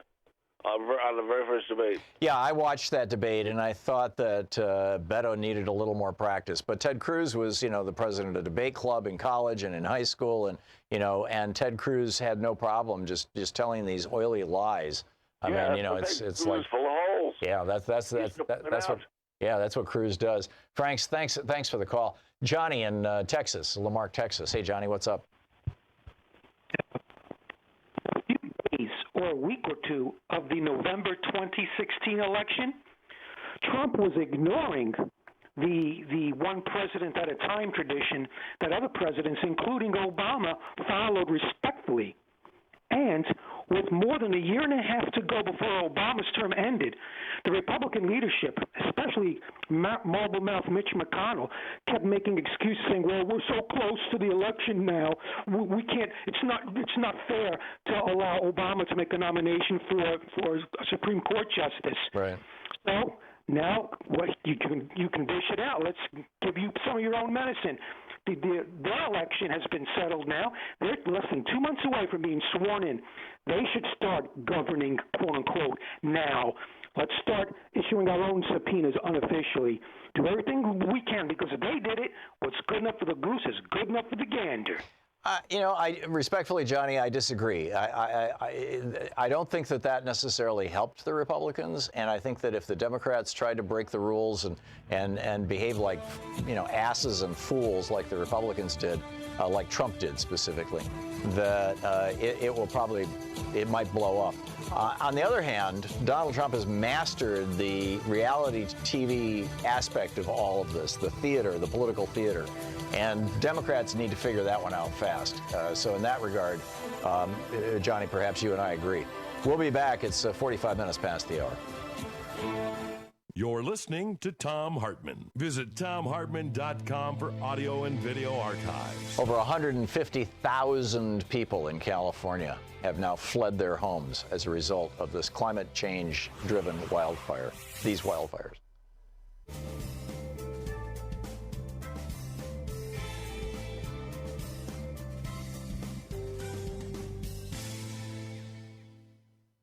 And welcome back. Glenda in Killeen, Texas, watching us on Free Speech TV. Hey, Brenda, what's up? Glenda. Glenda, I'm sorry. Yeah, Glenda. What's up? That's okay. Well, Beto actually did more than people realize down here. First of all, we've got 19 black women jurists. We flipped the state Supreme Court from all Republicans to all Democrats. Whoa. And, so this is his coattails, you think? Oh, yeah. Yeah. And I have a friend here who was running for one of the county commissioner positions, and he won. He's the first black who's ever won in the state of Texas and in Bell County. And the first Democrat since 1994. Wow. And the woman that was running against M.J. Hager, who was running against John Carter for the House, she came within 2 points of winning. She was the one who was running the ads that she was a fighter pilot? Is that? Yes. Yeah. Okay. She was a helicopter pilot, picked up wounded people. That's right. That's right. And then she became a fighter pilot. Wow. And she was wounded. I've met her. She's a very strong woman, very, very dynamic woman. Yeah. And in fact, I met all of the state candidates. And but these were all people that were pulled in by Beto. Yeah. That's great. And they were the ones that got their positions because of the way people felt about all of what's going on in Texas. Yeah. Well, Glenda, thank you. Thanks for the report. That's great news, and we'll see where it goes. Tom in Temecula, California. Hey, Tom, what's up? Hey, Tom. Good morning. I don't know if you remember in 2016, Michael Bloomberg was getting ready to considering a run for president, and he had picked Admiral Michael Mullen, the former chief of staff, as the vice president, and they were going to run into the team. And I thought that maybe Bernie, since he started all this, should do something similar and maybe pick Kamala Harris, Elizabeth Warren, maybe even Beto, and run as a team. It'll double the media coverage. Yeah. And then in 3.5 or 7.5 years, he retires and lets whoever that vice president is run as the incumbent. That's a possibility. The thing is, I think that there's a hunger in this country for representation that's not exclusively white and male. And, a Bernie Beto ticket would be a really strong ticket. But, Kamala Harris or Elizabeth Warren also. Right. Yeah, there you go. My first thought. Yeah. That it would be a mixed ticket would be the best. Yeah, I think increasingly, and particularly with the millennial generation, it may come across as gratuitous, but I really don't think that it is. I think that diversity is seen as a real strength rather than just a talking point or a motto or something. It's racial diversity, religious diversity, gender diversity, gender preference diversity. I mean, all of those things are now viewed as strong things, at least in the Democratic Party, obviously not in the Republican Party. Tom, excellent point. Thanks a lot for the call. We're going to check in with Ellen Ratner with Talk Media News right after this. Stick around.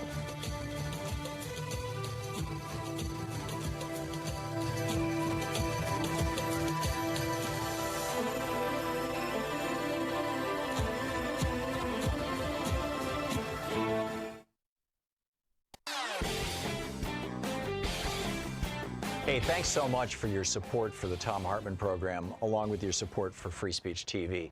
We deliver our program, of course, to commercial stations, which is how we pay our bills through the revenue from running advertising, and you can learn more about those at our website at thomhartmann.com.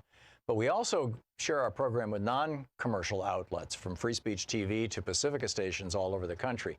And because with the Pacifica radio stations, there's basically no revenue coming in, the way that we support our nonprofit outreach is in large part through Patreon. And, over at Patreon, people who support our program at patreon.com/Thom Hartmann, people who support our program there get, special little clips, and there's a few other goodies, behind the scenes kind of stuff. But that's principally, if you want to support the Thom Hartmann Program, that's the way to do it, is to get over to patreon.com/Thom Hartmann and check out what we're doing and support our program. Thank you. Want to connect with the show online? You can find the Thom Hartmann Program on Facebook, Twitter, and Instagram.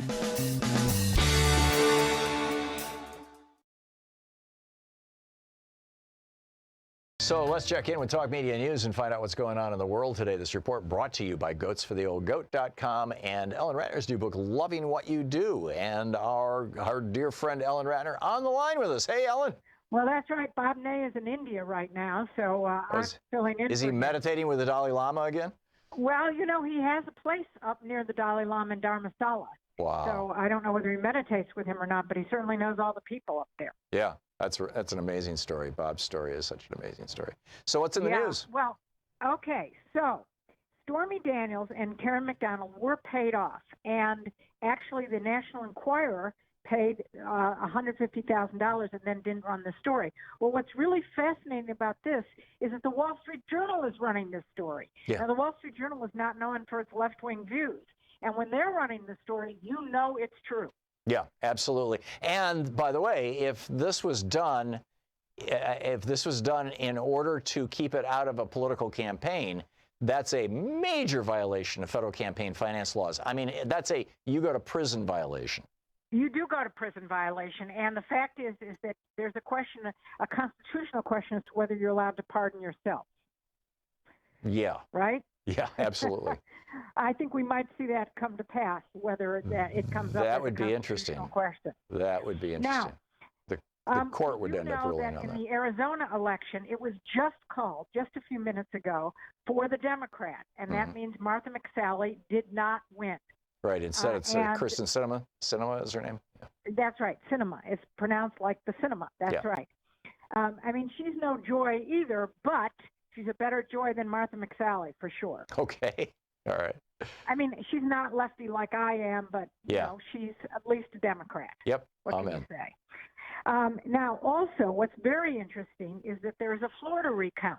However, we do know that it is between Bill Nelson and, of course, the current governor.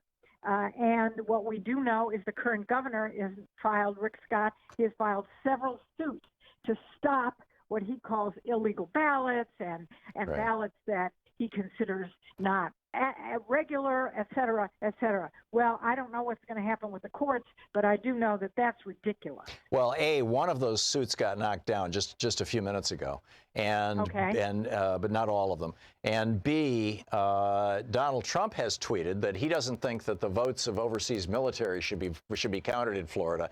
He doesn't put it quite in those terms. He says that we should just take whatever the vote was on Election Day and go with it, because of course that's exactly what he said. But the law says that that if you're overseas military, there's a 10-day grace period. If your ballot arrives before the 16th of November, which is still 4 days away, if your ballot arrives before the 16th of November, it has to be opened and counted and added to the total. And I'm guessing that a lot of overseas military are just like over it with Donald Trump. Well, it'd be interesting to speak to some of them. I certainly know that a lot of military people choose not to vote because they don't believe they should vote for the commander-in-chief, whoever the commander-in-chief is. However, we do know that you can go to the embassy, the military gives out ballots, et cetera, and you can request a ballot and you can vote. Yeah, absolutely. And Trump does not want those votes counted. And apparently neither does Rick Scott, and nor does Ron DeSantis. It's going to get real interesting, Ellen. Florida is going to be very interesting. And what's going to be very interesting is right now it's sort of a purple state. You don't know which way it's going to go. However, they enfranchised by a vote between 1 million and 1.5 million people who were felons. Right. And now they're going to vote. And what's going to happen the next election? Florida is not going to be a purple state. It will be a blue state. Right. And there's also, I think it's over 1 million refugees from the hurricane that struck Puerto Rico. And, and they're American citizens. They are American citizens, and many of them had registered to vote in Florida, but many of them did not. And if they stay in Florida another 2 years, I'm guessing that you're going to see really high levels of voter registration, and they will have established residency, so they'll have, standing to vote down there. So anyhow, Absolutely. What else is going on? Okay. So there's a lot going on. First of all, Ellis Island closed in 1954 on today's date. Wow. And it was actually, they used it to send back people, if you can believe it or not, after that date. But 40% of Americans can trace their heritage back to Ellis Island. Wow. Yeah, I'm one of them, at least on my father's side. Yeah. Amazing. Yes. Okay. So now there's a question about whether the president is telling the truth or knows the truth about military bases in North Korea. It looks like there are 16 bases that were not declared, that were gotten to us by satellite. Now, we also know our U-2 flights fly over there, but we do know that satellite pictures have shown that there have been these particular military bases that are manufacturing missiles. Wow. 16, not one, not two, but 16. 16 missile factories, and Donald Trump. And I noticed that Pompeo's last meeting with Kim's people in North Korea got called off. Is this why? Well, we don't know why it got called off, and of course we're not being told, but we do know that the president gets intelligence. So if the president gets this as intelligence, then what is about what's going on with that, right? Yeah. Well, I think nowadays, if they want intelligence to get to the president, they try to get somebody on Fox News to talk about it, because that's where he's getting most of his intelligence. Well, he does get an intelligence report every day. Yeah, I didn't think he was reading them, or listening to them. I guess they started. Well, he may not listen to them, but he gets them. Yeah. Yeah. Okay. Ellen Ratner with Talk Media News, and the author of Loving What You Do. Thank you, Ellen. Thank you. Great talking with you. We'll be back. It's coming up on the top of the hour. You're listening to Thom Hartmann.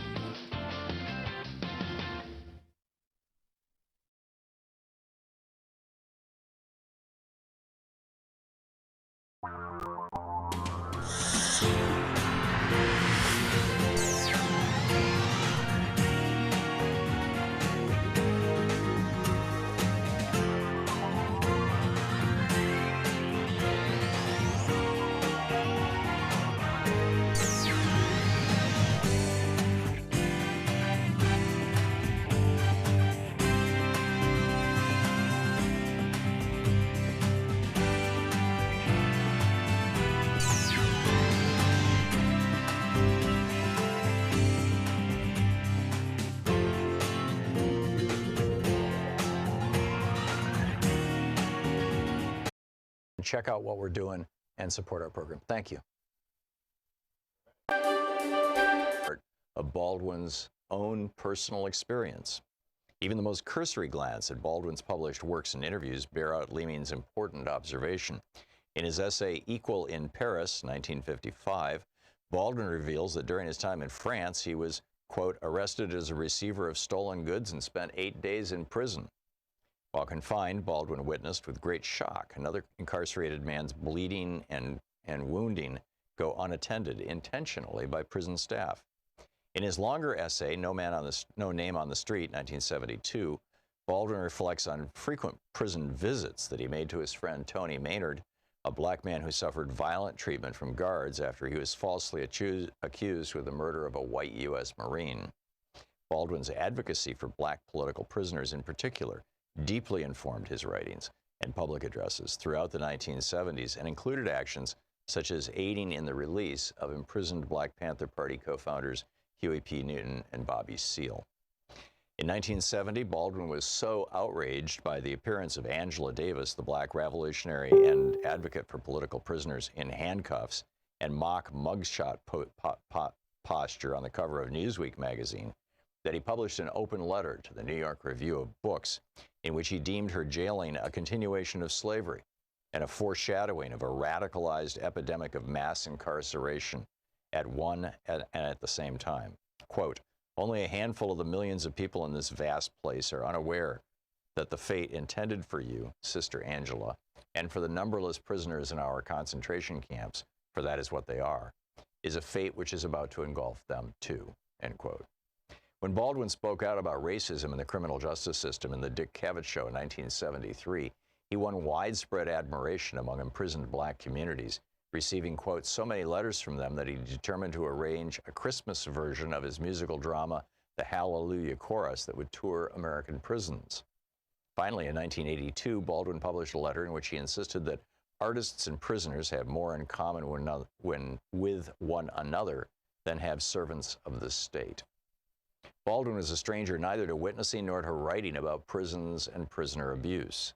Yet Baldwin's oeuvre had not been examined extensively in the context of his engagements with the literature and life experiences of imprisoned men and women.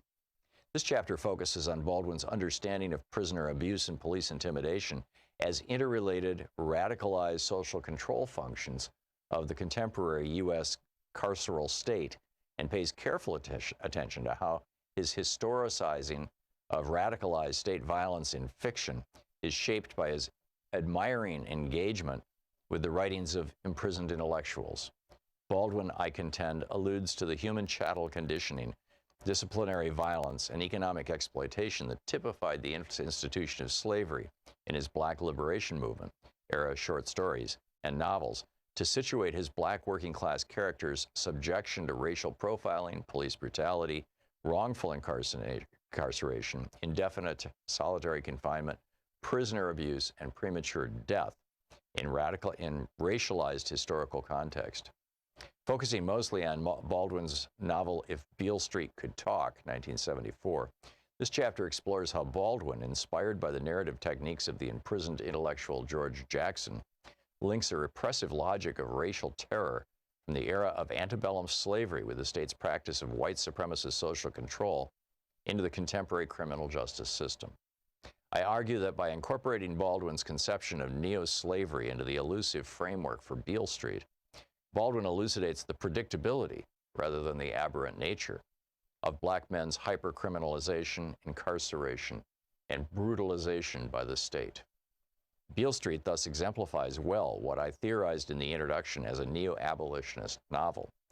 With this work, Baldwin becomes the first canonical African-American writer to construct a conceptual model of the prison-industrial complex in fiction that privileges the narrative viewpoint of its captives while also making apparent slavery's vestiges in the contemporary U.S. criminal justice system. My point of departure for this chapter is Baldwin's career-length consideration of racial terror as a state-sanctioned social control function of both pre- and post-slavery American life, and the relationship of this instrumentalist terror to blacks' recurring encounters with state violence in the late 20th and 21st centuries. This contextualization establishes a broader framework within which my reading of criminalization and punishment in Beale Street might be understood. Baldwin's witnessing of the physical, psychological, and spiritual harm that the criminalized black body endures at the hands of the state shows up prominently in his nonfiction works as well. In his book-length essay, No Name in the Street, for instance, Baldwin's assessment of wounds that prison guards inflict on his former driver and bodyguard, Tony Maynard, a wrongfully incarcerated black man, is characteristically disturbing and damning. The book, From Slave Ship to Supermax. Want to connect with the show online? You can find the Thom Hartmann Program on Facebook, Twitter, and Instagram.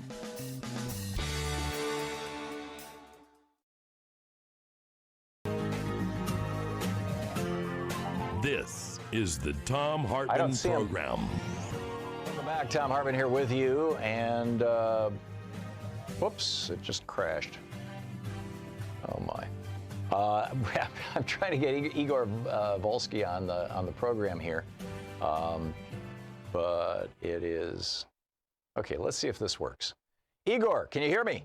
Hey, Tom, how are you? I got you. I'm great, and thanks so much for being with us. Igor Volsky is the founder and executive director of Guns Down America, a bolder, broader movement calling for dramatically fewer guns in America. GunsDownAmerica.org is the website, and of course you can tweet him at GunsDownAmerica or at IGORVOLSKY, Igor Volsky. Igor, tell us about your organization. Well, the organization is really focused on doing two different things that I think are really way overdue here in America. One is to financially drain the gun industry and the NRA. And the second is to organize Americans around bolder solutions that will actually reduce gun violence. And these are things like federal licensing for firearm owners, gun registration, gun buybacks. Because, Tom, we're in a country where, believe it or not, we now have more guns than people. Right. And if you look at all of the research out there, the fact of the matter is the more guns you have, the more public mass shootings, the more homicides, the more suicides, the more police shootings you have. And so, I think we've reached a point where background checks aren't enough. We really have to pursue policies that lead us towards the future with fewer guns and make those guns significantly harder to get. Yeah, amen. And in fact, it is just simple math. You can do this on a state-by-state basis or a country-by-country basis, and various research organizations have done both.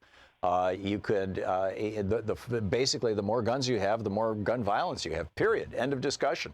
And, in fact, in the United States, states that have the most rigid gun control laws have literally half the number of gun deaths of all kinds, whether it's kids shooting each other, accidentally, or whether it's people committing suicide with guns or just naked homicides, half the rate of states that, that have very lenient gun laws like Texas. So, I mean, this is simple math. Igor, I have a book coming out in June of next year. It's titled The Hidden History of Guns and the Second Amendment. And so I've been up to my eyeballs in this topic for the last year writing this book. And it seems to me like some just simple, straightforward stuff that shouldn't even be controversial might go a long way. The first is treating guns like cars. Back in the 1900s and the 19-teens, when cars started becoming so common that they started killing people, mostly by accident, we came up with, and ultimately over the next 40 years, this three-part system. Number one, there's a number, the VIN number, serial number that follows it from the time it's manufactured until the time it's destroyed. And every year, your ownership of that has to be renewed or asserted to the state. Number two, you have to prove that you know how to use it, a driver's license. You should prove that you know gun safety and guns.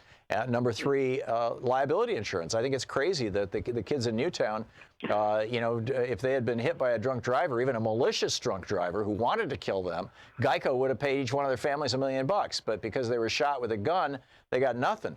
And that's one of these kind of free market solutions, as it were, that you can sell to Republicans, because then the insurance companies are evaluating the risk of people and setting the prices. Oh, you've got a domestic abuse charge on your record. Your insurance, instead of being $35 a year, is going to be $3,500 a year or $5,000 a year. What do you think? First of all, I love that you have a book coming out about this in June, because I have a book coming out about this in April where I talk about this very idea of requiring gun owners to have liability insurance. And I write about it in just the way you described, but also point out that the other place where the money can go for these gun owners is into survivor funds, into victim funds, because as we know, survivors of these public mass shootings, and we have the most in America, in the world, as you know, often spend a lifetime in pain and a lifetime in medical bills. And so not only do you want to get insurers on your side in terms of figuring out how to keep how to better ensure that guns are safely stored, and figuring out based on claims data which is what are best practices. But you also want to think about how can you use that pot of money wisely to help different kind to help people who are suffering from this, really. Yeah. And then the other point you make, which I think is a good one about cars, is really I think also instructive in how we should deal with guns. Because with cars, we were of the mind that you have to make cars safer, you have to make roads safer, and that's how you save lives. But it's not enough to go to kind of individual drivers and try to change their individual behaviors, but that is harder to do than to change the tools they have, right? The cars, the roads. And when it comes to guns, it's kind of shameful, I think, that lawmakers from both sides of the aisle haven't really adopted this approach, and that we're in a country where the gun industry and the products they make are almost entirely unregulated. So, aspirin and teddy bears and whatever else consumer product is reviewed by, the Consumer Safety Commission, for instance. The same thing is not true for guns, which is why over the last 10, 20 years, you've had gun manufacturers making weapons that are deadlier, that are specifically designed to kill people quickly and efficiently. And so if 10, 20 years ago, you wouldn't die from a gunshot wound that came out of a revolver. Today, because the weapons are so much more advanced and are based on the stuff our military uses, people die a lot faster, and of course doctors know this firsthand. So the idea of regulating the gun industry is a really big key to solving this problem. Yeah, I absolutely agree. Another point that I think we should start a conversation about, if you go back and watch, cop shows from the 60s, 70s, and 80s, the police all carried revolvers. They didn't carry semi-automatic weapons. And semi-automatic weapons are really weapons of war. They aren't designed for sports shooting. They aren't designed for hunting. They're weapons of war, whether they're pistols or whether they're rifles. And we saw this with this shooting that just happened recently. Excuse me, I just sneezed. This shooting that we just saw in Thousand Oaks, California.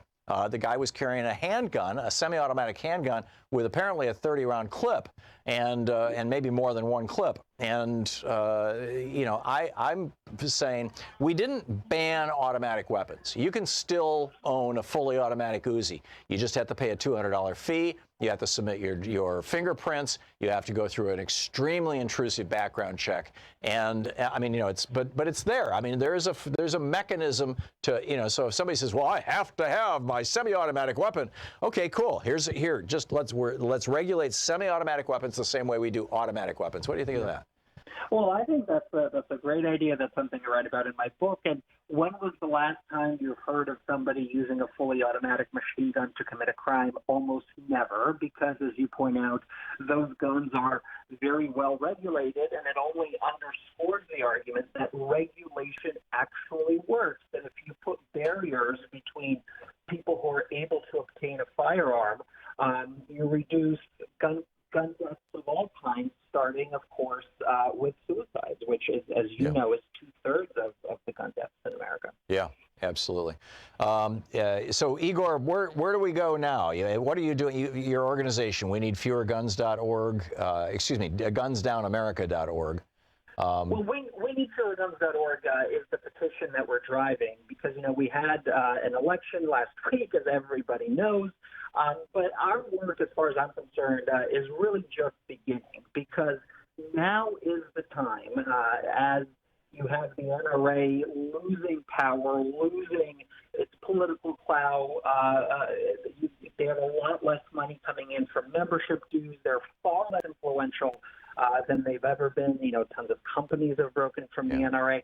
That as that's happening, and as you have young people coming into really grassroots politics through this issue, right? They've spent their childhoods under their desks because of these drills that they've had to go through. They now see the consequences and the reasons for these drills. They're fired up. They're ready to go. So now is the time, I think, to really push our members of Congress to go further, to go bolder, and to pursue the kinds of policies that you and I have discussed that reduce the number of guns in circulation, that make those guns harder to get. And really, step one, I think, is educating Americans about what needs to be done. And, you point out, and I think this point is critical, is that it's no great mystery about what we need to do to reduce gun violence. States that have adopted gun licensing, and there was 10 states that have gun licensing now, have seen dramatic drops in gun deaths. But, of course, also countries around the world that have licensing and other mechanisms that erect great barriers for gun ownership have also been successful. So we know what to do. We've got to get the lawmakers there. Amen. The websites, check them out, gunsdownamerica.org, the parent organization, WeNeedFewerGuns.org for the petition. Igor Volsky, the founder and executive director of Guns Down America. Keep up the great work, Igor. It's great having you on the program. Thanks so much, Tom. Great talking with you. We'll be right back with more. This is the Thom Hartmann Program. Of the news of the day and your calls right after this. Stick around.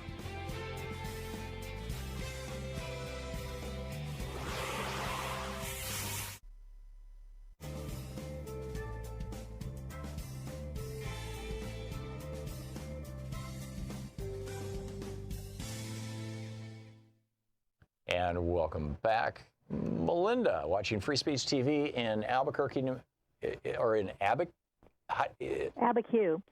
New Mexico. Okay. Hey, Melinda, what's up? Abiquiu. Okay. Good morning. I'm calling about Bernie Sanders and Beto O'Rourke. Mm-hmm. They would be my choice. I like that idea as a team. I'm all for a person of color, women. Elizabeth Warren would also be good. The reason I chose these two white guys is because I think right now, I've been watching, and the pundits, and I'm starting to already hear all this, the Democrats have to tack to the center. And I think if they do that, they're going to lose. Oh, yeah. They're going to lose a bunch of us again, and they're already at it. Well, ever since Bill Clinton started this in '92, you've seen the Democratic Party just get wiped out all across the nation.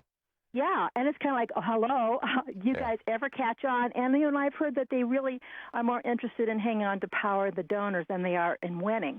I hope that's not true. Yeah. But the reason I'm choosing these two guys or Elizabeth is that they have uncompromisingly stuck to the message that people want to hear, which is about our issues, about what's hurting us and killing us, and about climate change. If there's not somebody in there who really hits it hard about climate change, the new Green Deal, I think that health care and jobs and all that become mute after not too long, in our lifetime maybe, because the climate is really upset. Yeah. The climate is really going to take us down, and it's kind of like, everybody's just, it's becoming somewhat important, but not as important as it needs to be. I mean, this is urgent, and I believe that Beto and Ernie or Elizabeth would really bring that home. And Bernie, more than anyone, and you've been a part of it too. You had Bernie on your show. I used to watch Brunch with Bernie. But Bernie, more than anyone, has transformed the conversation of this country. Yeah. And I believe that he had a huge appeal to young people. Beto has a huge appeal to young people. They both pulled off a miracle against all odds, and I think those guys could do it again. Yeah, I agree, and but you know, we have to leave it to the primary process to figure out what's going to go on. Sure. But I think that Beto O'Rourke, you know, setting aside Bernie, I think that right now Beto O'Rourke is, if he doesn't run for president, he's probably going to be one of the very top vice presidential picks for whoever ends up being the party's nominee, because this guy knows how to campaign. He's passionate. He wakes people up. He would give some regional balance to a ticket. I mean, if you had Kamala Harris, she's from California. Cory Booker's from New Jersey. Elizabeth Warren's from Massachusetts. You know, these are the leading names for president of the Democratic side. Hillary Clinton's from New York. It's all, you know, on the coasts. Texas is in the South. It's in the center of the country. I mean, this is why JFK put LBJ on the ticket. Was he, you know, he needed a Southerner on the ticket in order to get the Southern vote. And yeah, let me ask you a quick question. Who can you honestly think of that's in the, you know, that's on everybody's you know, either declared or they're thinking about it, that we're all looking at? Who can you think of besides Bernie that you would absolutely trust to not go corporate, not go center? Elizabeth Warren. In a heartbeat. Elizabeth Warren. Yeah. Yeah. I mean, but you know, the other ones, I'm sorry, I think they're corporate underneath. Well, they have been, and many of them, and I think that they're moving away from that. The question is going to be, how far away do they move? Melinda, thank you for the call. Thanks for watching Free Speech TV.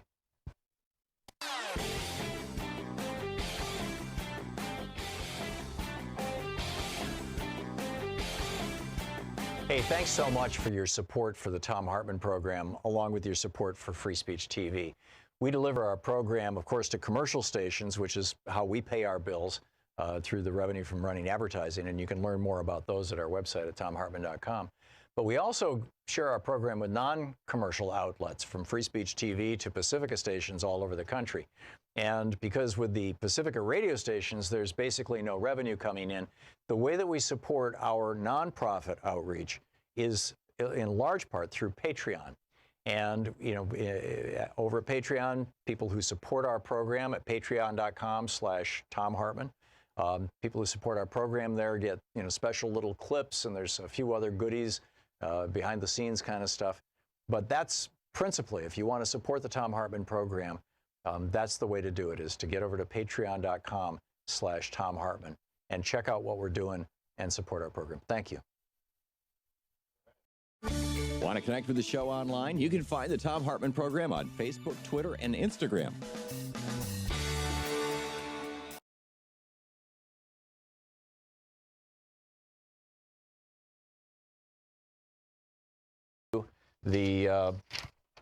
I mentioned Adam Schiff. There's a couple of other stories that are just, you know, articles in the news, things that I wanted to talk about that are just fascinating.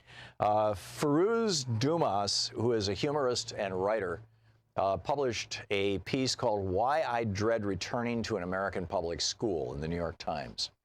And just listen to this. Our daughter's elementary school, which she graduated from a few years ago, offered a rich curriculum from math and science to arts and languages. After school, in addition to the more traditional offerings of chess, theater, and computers, she could take circus lessons where children learned to juggle, walk on a tightrope, and ride a unicycle. Since her school didn't have a pool, students were bused every week to a nearby sports club for swim lessons at no extra charge. The school also offered a week-long enrichment program that varied year to year. One year, students spent 5 days visiting sports clubs, each day being introduced by experts to sports such as fencing, ice hockey, and volleyball. Once a real circus came to her school for a week and trained the students, who then put on a performance. We did have to contribute $25 a student for that, since constructing an actual circus tent was costly. We also paid for extras like trips to museums, about $4 each, and $250 for a week-long class trip to Austria, intended to foster independence. They went without their parents. A highlight was that each child did a short walk alone at night in a field. But that's it. On the few occasions when the school organizing fundraising efforts, the recipients were in other countries. She's describing a German public school. And this is in Munich, Germany. And Louise and I had the same experience. All three of our kids, or actually the youngest was not school age. She was 4 when we lived in Germany, but our 2 older children both went to the German public schools. And they were just extraordinary. So why do our schools suck? Our schools suck because, in part, they're paid for with property taxes. And this was a way that was put into place, back in the day, particularly in the South, to keep poor schools and black schools underfunded, underperforming, so that the people who attended those schools would find barriers to the larger economy. And we're still suffering from it. Minority communities are still suffering from it. And it was explicit. It was done explicitly. It was done for that reason, right? For the reason of disenfranchising people. And we need to stop paying for our schools with the property tax. This is nuts. And we need to start paying for our schools with some sort of a good national fund. It's just crazy that the school that your child attends is going to be good or bad depending on how wealthy the local community is.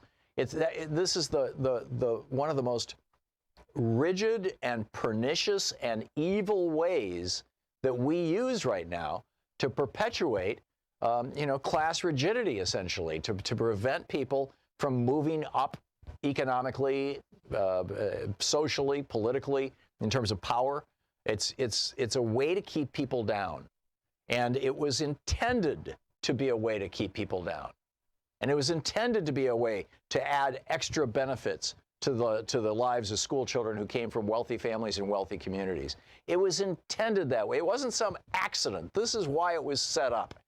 And we should be looking at this going, okay, this is crazy, right? All over the world, they've got great school systems that don't vary from town to town in terms of the quality of the school because they're standardized across the country. We could do this, or we could standardize them at the very least across state levels and fund them with state taxes. But this whole property tax funding local schools thing has got to go. This is just so wrong. It's 27 minutes past the hour. We'll be picking up your phone calls right after the break. You're listening to the Thom Hartmann Program. Call 202-808-9925. Speaking the truth, the multinational corporations would really rather you didn't know all about. And boy, do I have a Monsanto alert for you a little later on. This is Thom Hartmann. We'll be back.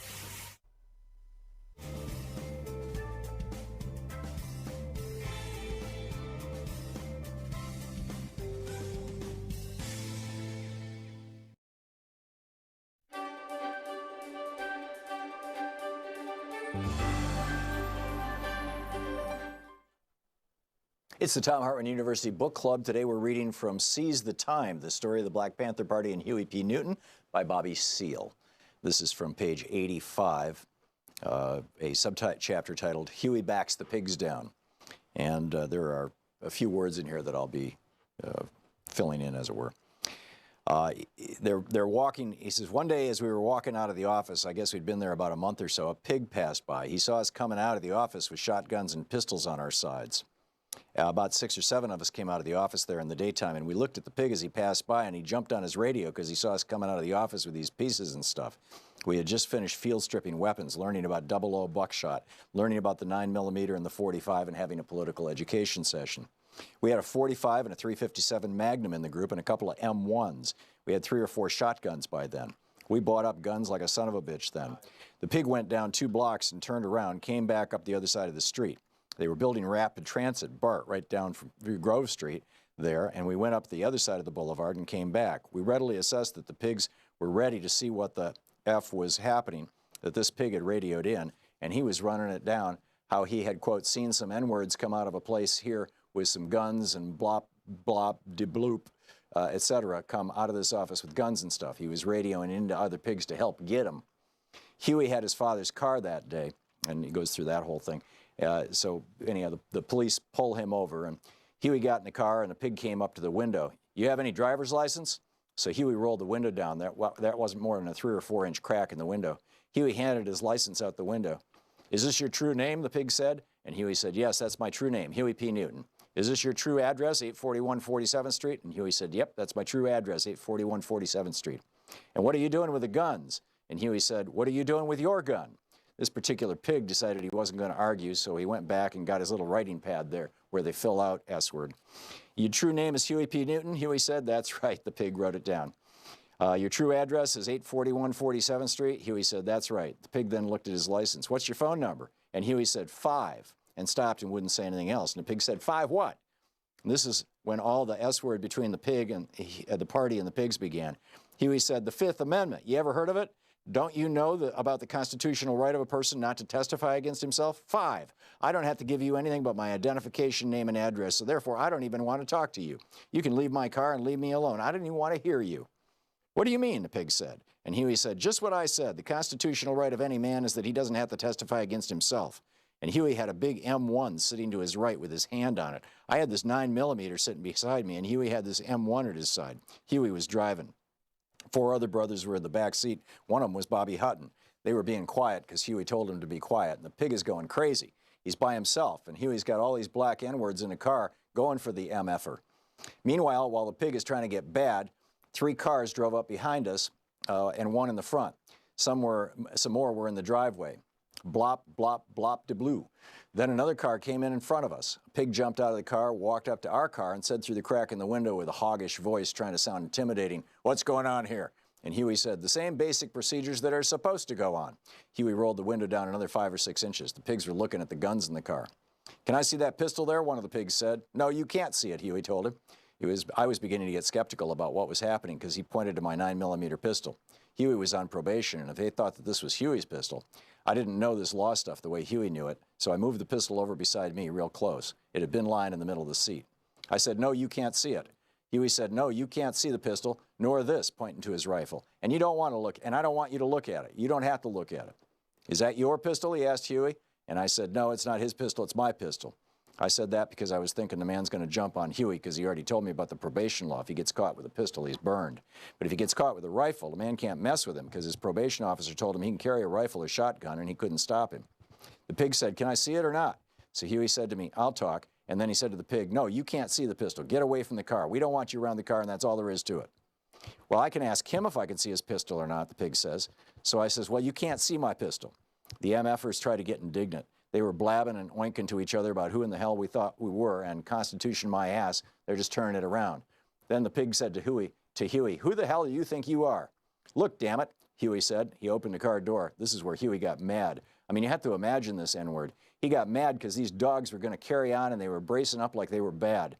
Huey didn't go for this at all. Huey got very mad.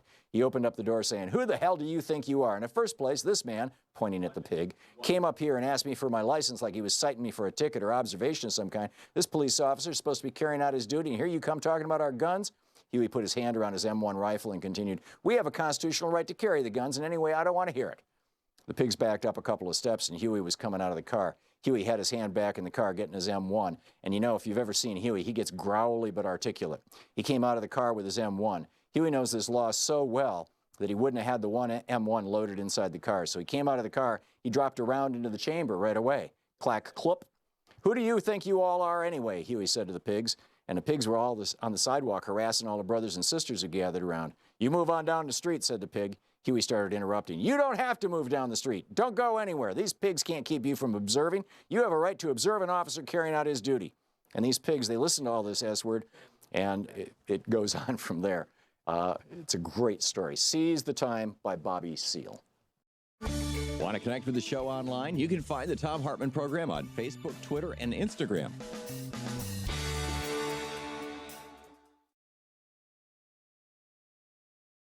Every single day, thousands of documented lies. And I'm not talking, small stuff like, oh yeah, we had 2.4% unemployment when in fact it was 2.5%. No, it's nothing like that. I'm talking about whoppers, right? Just plain old flat out lies, particularly lies that make Democrats look bad or make Republicans look good. And he lied through the campaign. He lied through the primaries. And by the way, his other Republican opponents tried to call him out on it. You will recall, Mitt Romney saying this man is a pathological liar. Ted Cruz went off on a tear on him. called him a sniveling liar. So here you've got a president who lies constantly. And then on top of that, now you've got the Republican Party actually working to amplify his lies. Like when he lied the other day and said, yeah, we're working on a 10% tax cut for working people in America. Nobody in the Republican Party even knew about this. So quickly, in the White House, it's like, quick, we got to get something here so that the president's lie turns into a non-lie. And this one congressman from wherever he is, Republican congressman, says, oh, yeah, I'll introduce a resolution. Now, a resolution is just a speech, basically a statement. I'm going to introduce a resolution saying that we should have a 10% tax cut. He's not even offering to introduce a law or a tax cut, just a resolution. And now Trump is saying, see, told you so. I was telling the truth. So let me just share with you two thoughts about this from Franklin Roosevelt, and then I'll pick up your phone calls and we can continue the conversation. These are both from 1936. And this is the first one. Remember, a number of years ago, there was a book, Mein Kampf, written by Hitler himself. The technique was all set out in Hitler's book, and it was copied by the aggressors of Italy and Japan. According to that technique, you should never use the face of climate change is devastating California right now. The terrifying science behind this. A lot of this has to do with the destruction of the jet stream, the collapsing, the increasing weakening of the jet stream, which is caused by the Arctic warming. And the Arctic is now 6 degrees warmer than it should be, 6 degrees Fahrenheit, Celsius. It's 9 degrees Fahrenheit, warmer than it should be, right? The rest of the planet on average is a little over 1 degree warmer Celsius than it should be. And we're already right now seeing sea level rises. We're seeing massive, acidification of the ocean. We're seeing dying off, massive die-offs happening all over. But when the jet stream collapses, what happens is you get either wet weather or dry weather, depending on, where you are, that instead of moving through, so it rains one day and then it's sunny the next day and then it rains one day and it's sunny. Instead of moving through, it just sits there because the jet stream is not moving the way it's supposed to. So there's a great piece over at Wired.com titled "The Terrifying Science Behind California's Massive Campfire." It's real. It's very real.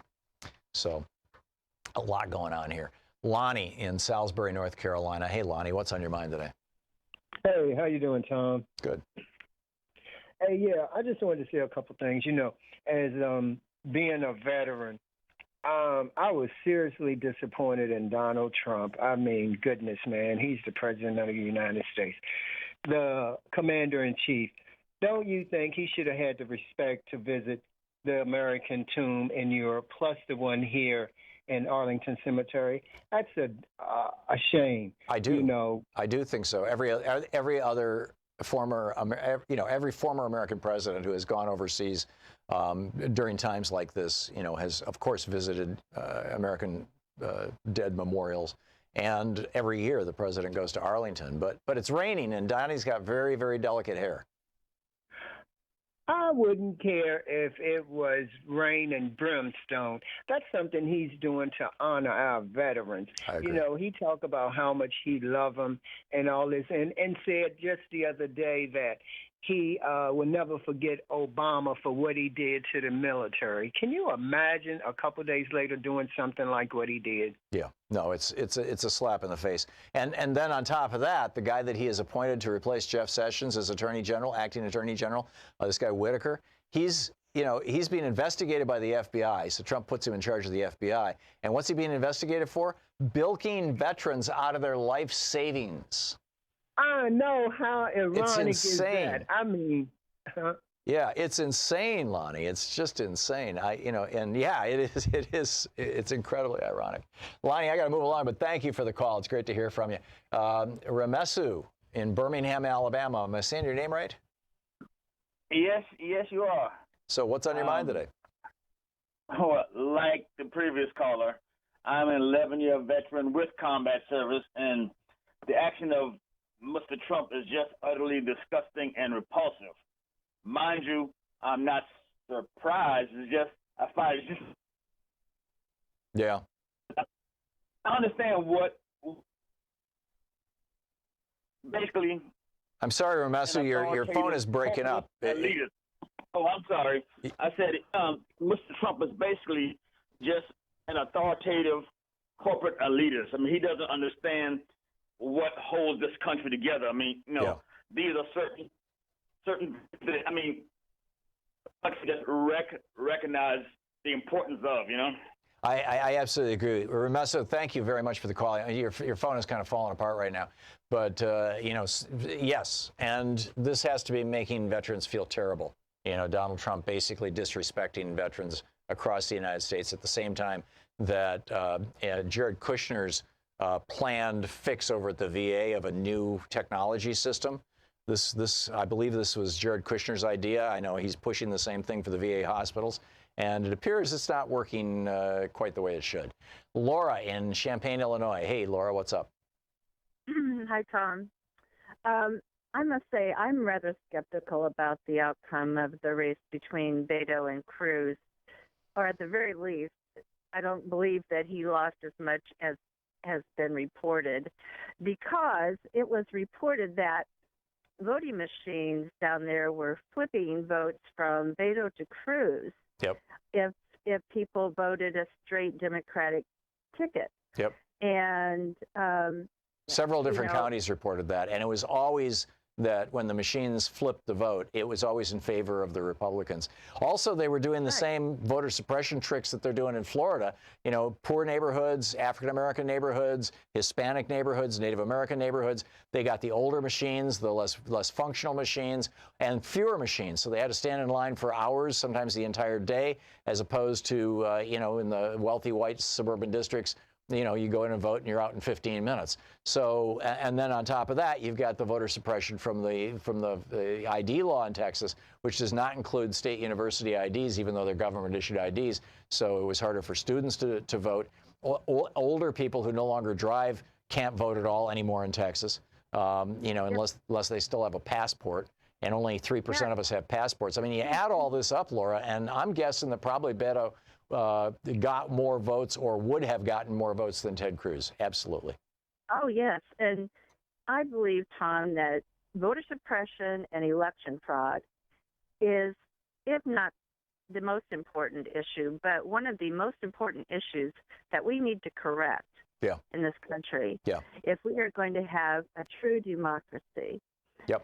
Also, I wanted to say that I know he hasn't said that he's interested in he has said he's not interested in running for president, but I would really like to see Adam Schiff run for president, because he is a very articulate man. And he's a thoughtful and smart guy. I've never seen him in campaign mode. I don't know if he can give a barn burner of a speech or not, but he MSNBC has given him an enormous platform, and he's become a fixture on MSNBC. So.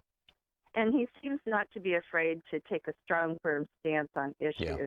I'm guessing, absolutely. I'm guessing that probably the reason Adam Schiff has been so out there is that he has aspirations of higher office, whether that is that he wants to be Speaker of the House, or whether that is that he wants to run for the United States Senate from California in, I think it's going to be 4 years, the next Senate election.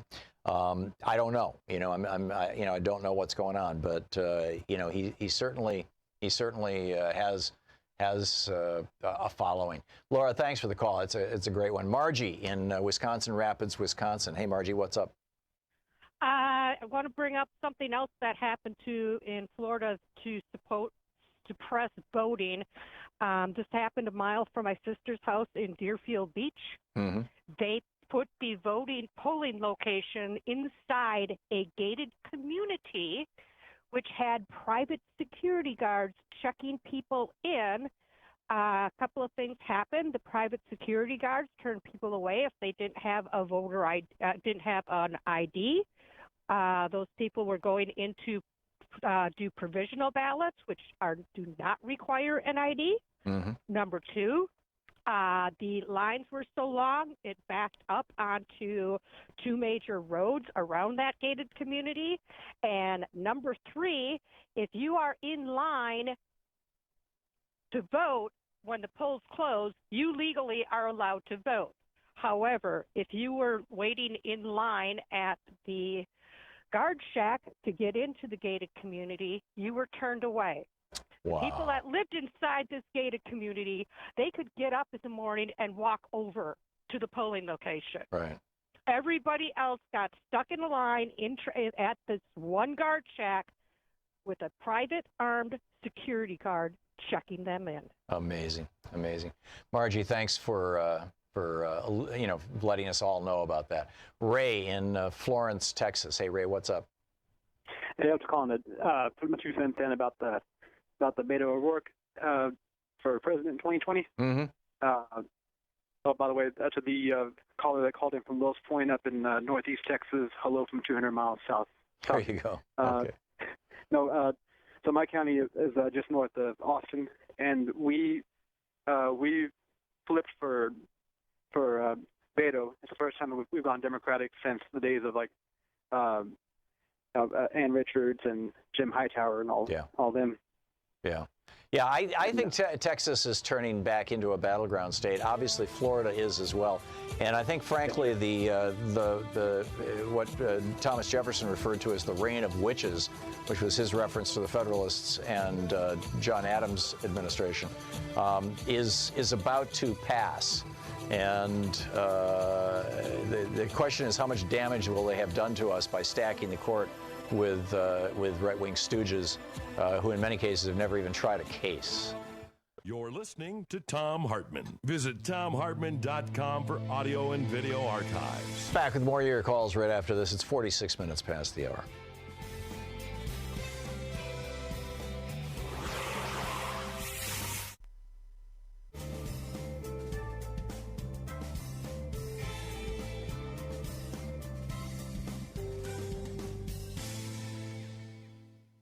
And welcome back. Terry in Frisco. Hi. Hi, Terry. Hi, Tom. I'm calling about Beto O'Rourke, too. I am a huge supporter of his, had his sign in my front yard, and I, too, believe that he would be our senator from Texas if it weren't for the dishonest voting machines. Yeah.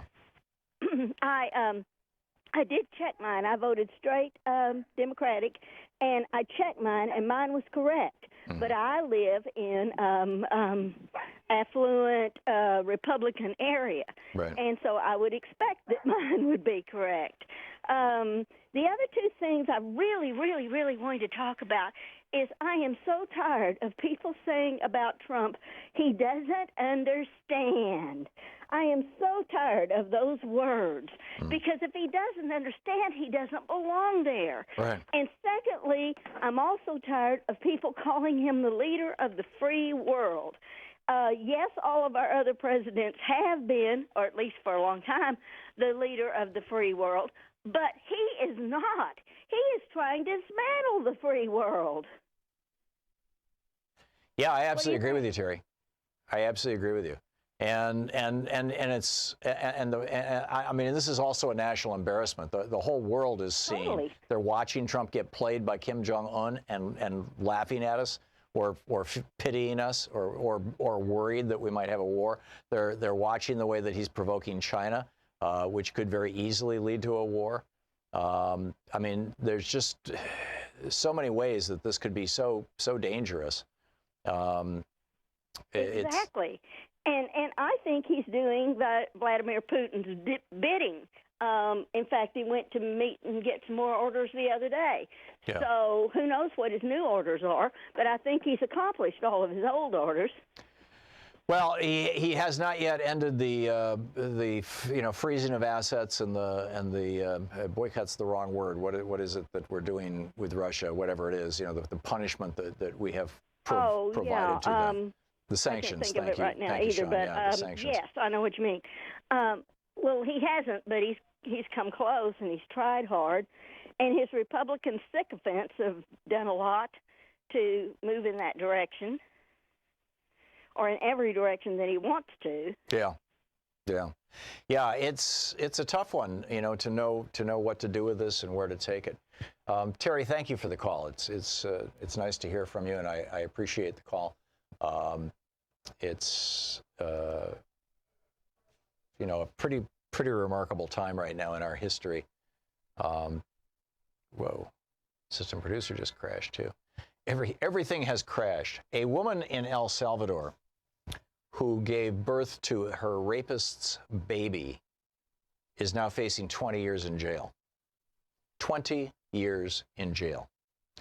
In a case that highlights, this is Nikki Lahani writing in The Guardian, in a case that highlights the rigidity of El Salvador's abortion laws, Imelda Cortez, 20, from an impoverished rural family in San Miguel, has been in custody since April of last year after giving birth to a baby girl fathered by her abusive elderly stepfather, who is 70 years old. She was 12 when she got pregnant.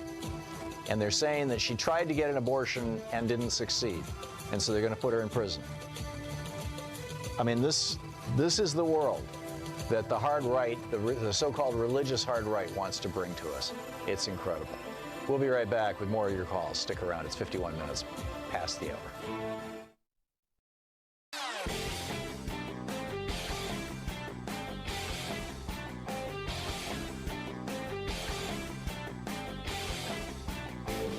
Hey, thanks so much for your support for the Thom Hartmann Program, along with your support for Free Speech TV.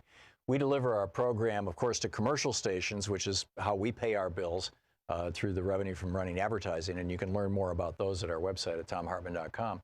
But we also share our program with non-commercial outlets, from Free Speech TV to Pacifica stations all over the country. And because with the Pacifica radio stations, there's basically no revenue coming in, the way that we support our nonprofit outreach is in large part through Patreon. And, you know, over at Patreon, people who support our program at patreon.com/Thom Hartmann, people who support our program there get, you know, special little clips, and there's a few other goodies, behind the scenes kind of stuff. But that's principally, if you want to support the Thom Hartmann Program, that's the way to do it, is to get over to patreon.com/Thom Hartmann and check out what we're doing and support our program. Thank you.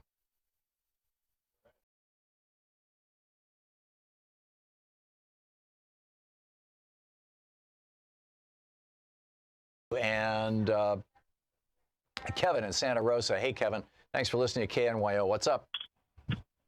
Hi there. Can you hear me? Yes, just fine. Okay. I'm calling about the fires in Santa Rosa in California. Mm-hmm. And the problem's not the forest. The problem's the winds. Yeah. Well, and also several years of drought, you know, the dryness. Sure. But a year ago, after the fires in Santa Rosa, you could drive for miles through the forest. And what you saw was the trees were not burned, but everything below about 4 feet tall was gone. And there's a couple of feet where the leaves were brown, and then above that, the leaves were green. The flames were horizontal, not vertical. Whoa, because of the winds. Because of the winds. And there's a film called Urban Inferno. They said we had 85 mile per hour sustained winds. That's Category 1 hurricane force. Right. So we had a fire hurricane with fire tornadoes in the mix. These are the Santa Ana winds, right? Well, I think they call them Diablo winds or something up here. Yeah, but I mean, how is my understanding is that the major ways that this is different from, say, 30 years ago is that, number one, the winds are more intense because of climate change, because of the way that the Gulf jet stream has been behaving, and number two, that the land itself is just much more dry, again, because, you know, you're not getting the rain that you typically got when the jet stream was behaving normally. Is there something else that I'm missing, or is that pretty much it? There could be, because both in 64 and last year, we had a lot of rain. Mm-hmm. So there was a lot of stuff to burn in those 2 years. And we had record rainfall in 1964, and that was the Henley Fire that burned right up to the edge of Santa Rosa. Wow. It was almost exactly the same footprint as the So the rainy, the wet, the abnormally wet year produces an explosion of vegetation, and then the next year when it's particularly dry, that vegetation dries out and becomes tinder, basically. No, it's the same year. The same. Because in where we live, like in most places, if you had 6 months without a drop of rain, you'd call it a drought. We call it summer. Right. Right. So it's always dry in October. Yeah. And it's usually a hot month. Yeah. It wasn't particularly hot when the Tubbs fire occurred, but it was warm, real low humidity, and that's what did it. Strong winds from the north. Yeah. Kevin, thank you for the call. I want to get one last call in here before the show is over. Bob in Tahlequah, Oklahoma. Hey, Bob, what's up? Well, I had a little shout out for the possible presidential candidate. Okay. You know the old saying, anything you can do, we can do better. Right. Anything Trump can do, we can do better. Beto? Okay. So that's there you go. That's you have a good one, Bob. Okay. All right. Thanks a lot, Bob. Good talking to you. Bob in Tahlequah never fails to inform us all.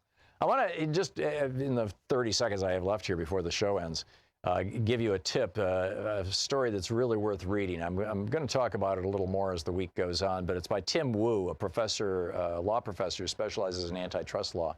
And he says, be afraid of economic bigness. Be very afraid. That's the title of the article in today's New York Times. He says in the 1930s, economic bigness, in other words, big corporations, contributed to the rise of fascism.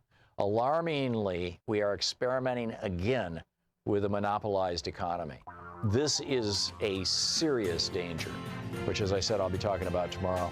And also, I reported earlier, but it bears repeating, Justin Trudeau has confirmed that Canadian intelligence did receive the audio tape from Turkish intelligence of Mr. Khashoggi being tortured and murdered in the Saudi embassy, the Saudi consulate in Ankara in Turkey. This is pretty amazing stuff. So thanks so much for being with us today. Don't forget, democracy is not a spectator sport. It requires all of us. Yeah, we all got out there and voted. We still have a lot of work to do. 2 years is going to come really fast. So get out there, get active, tag. You're it. We'll see you tomorrow. Have a great afternoon. You've been listening to Thom Hartmann. For audio and video archives, visit thomhartmann.com.